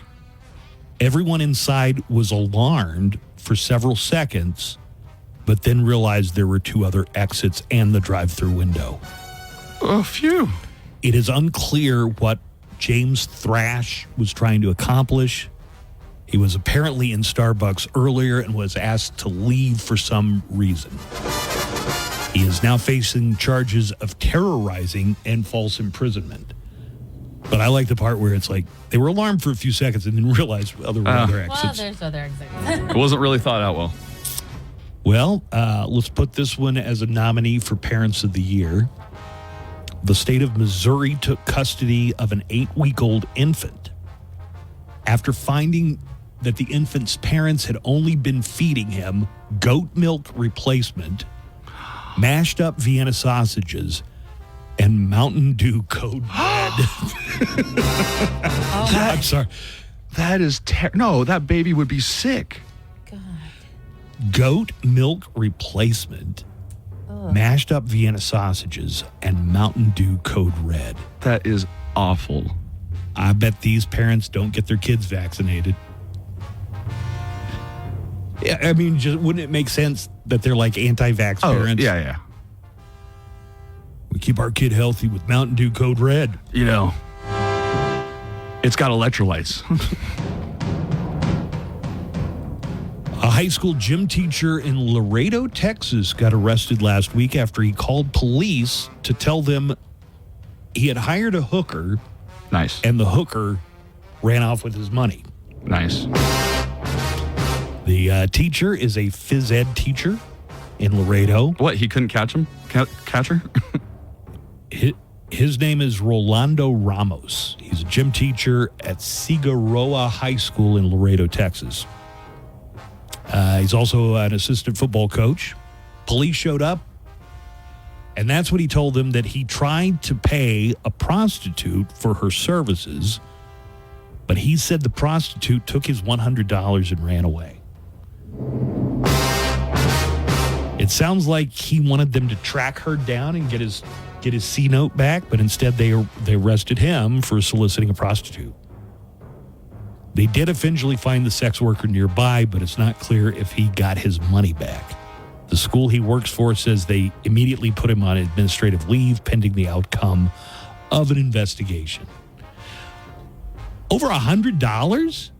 I mean, nobody wants to lose $100, but you're implicating yourself, man. And you're a teacher. Yeah. A wedding photographer in Minnesota is facing charges of setting up a hidden camera and taking pictures and film of the bride naked while she was getting ready for her wedding. The 30-year-old wedding photographer set up a hidden camera that recorded the bride in her underwear with her top exposed. Police were able to identify the 27-year-old bride who watched the footage and confirmed that it was her. Now, the wedding took place back in 2020, and police only found out about it because the wedding photographer's wife turned him in. What? Oh, yeah. The wife gave police a thumb drive that had the video plus more sexually explicit material on it. They did not elaborate what that was, but it sounds like this was not an isolated incident. The man's name is Mitchell Ringness. I guess that's a good last name for a wedding photographer. Ringness. His website is still up, though. Promises to provide timeless yet captivating photos and videos that will do justice to your uniquely perfect love story. And he'll film you in the changing room. He's due in court next week. Hey, it's a misdemeanor. The misdemeanor interfering with privacy. Really? Yeah. Oh, wow. Maximum sentence, though, $3,000 fine, 1 year in jail. We'll see what happens. I got one final story. A woman in Tampa went in to adopt a dog and was told that she was denied. She was told that since she had other dogs, and this dog was a special needs dog, that it wouldn't be a good fit. So she pulled a gun out and stuck it to the head of the animal rescue lady. Oh, my God. So this happened in Tampa, Florida.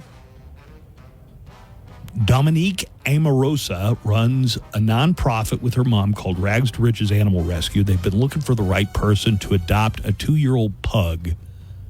His name is Bluey, and he got hit by a car a while back. He's only 2. He's still happy and full of life, but he needs a special wheelchair to get around, and they were really looking for somebody to take in Bluey. Over the weekend, a woman who wanted to adopt him came to the place to check him out. But it turned out she had a lot of other dogs, and Dominique decided it wasn't a good fit. Well, the woman, the would-be adopter, pulled a gun and stuck it to Dominique's head. Dang. They were outside when the woman grabbed the gun from her car, cocked it, and put it to the back of the animal rescuer's head. I have some audio of this. Here you go. Here is Dominique Amorosa talking about having a gun pulled on her. She puts the gun to the back of my head here, makes me crouch, and then she moved it to my temple. This is where I got the cut. I don't know what was on her gun. That's why I started just screaming a bunch in hopes that someone would come out, and my lovely neighbor came out and saw her with my mom and then ran in her house to call 911. Next thing I knew, I hear her cocking a gun. In like the span of 3 to 4 seconds, I had the gun to the back of my head, to my temple, and then before she walked off, she pushed it off my forehead. Wow.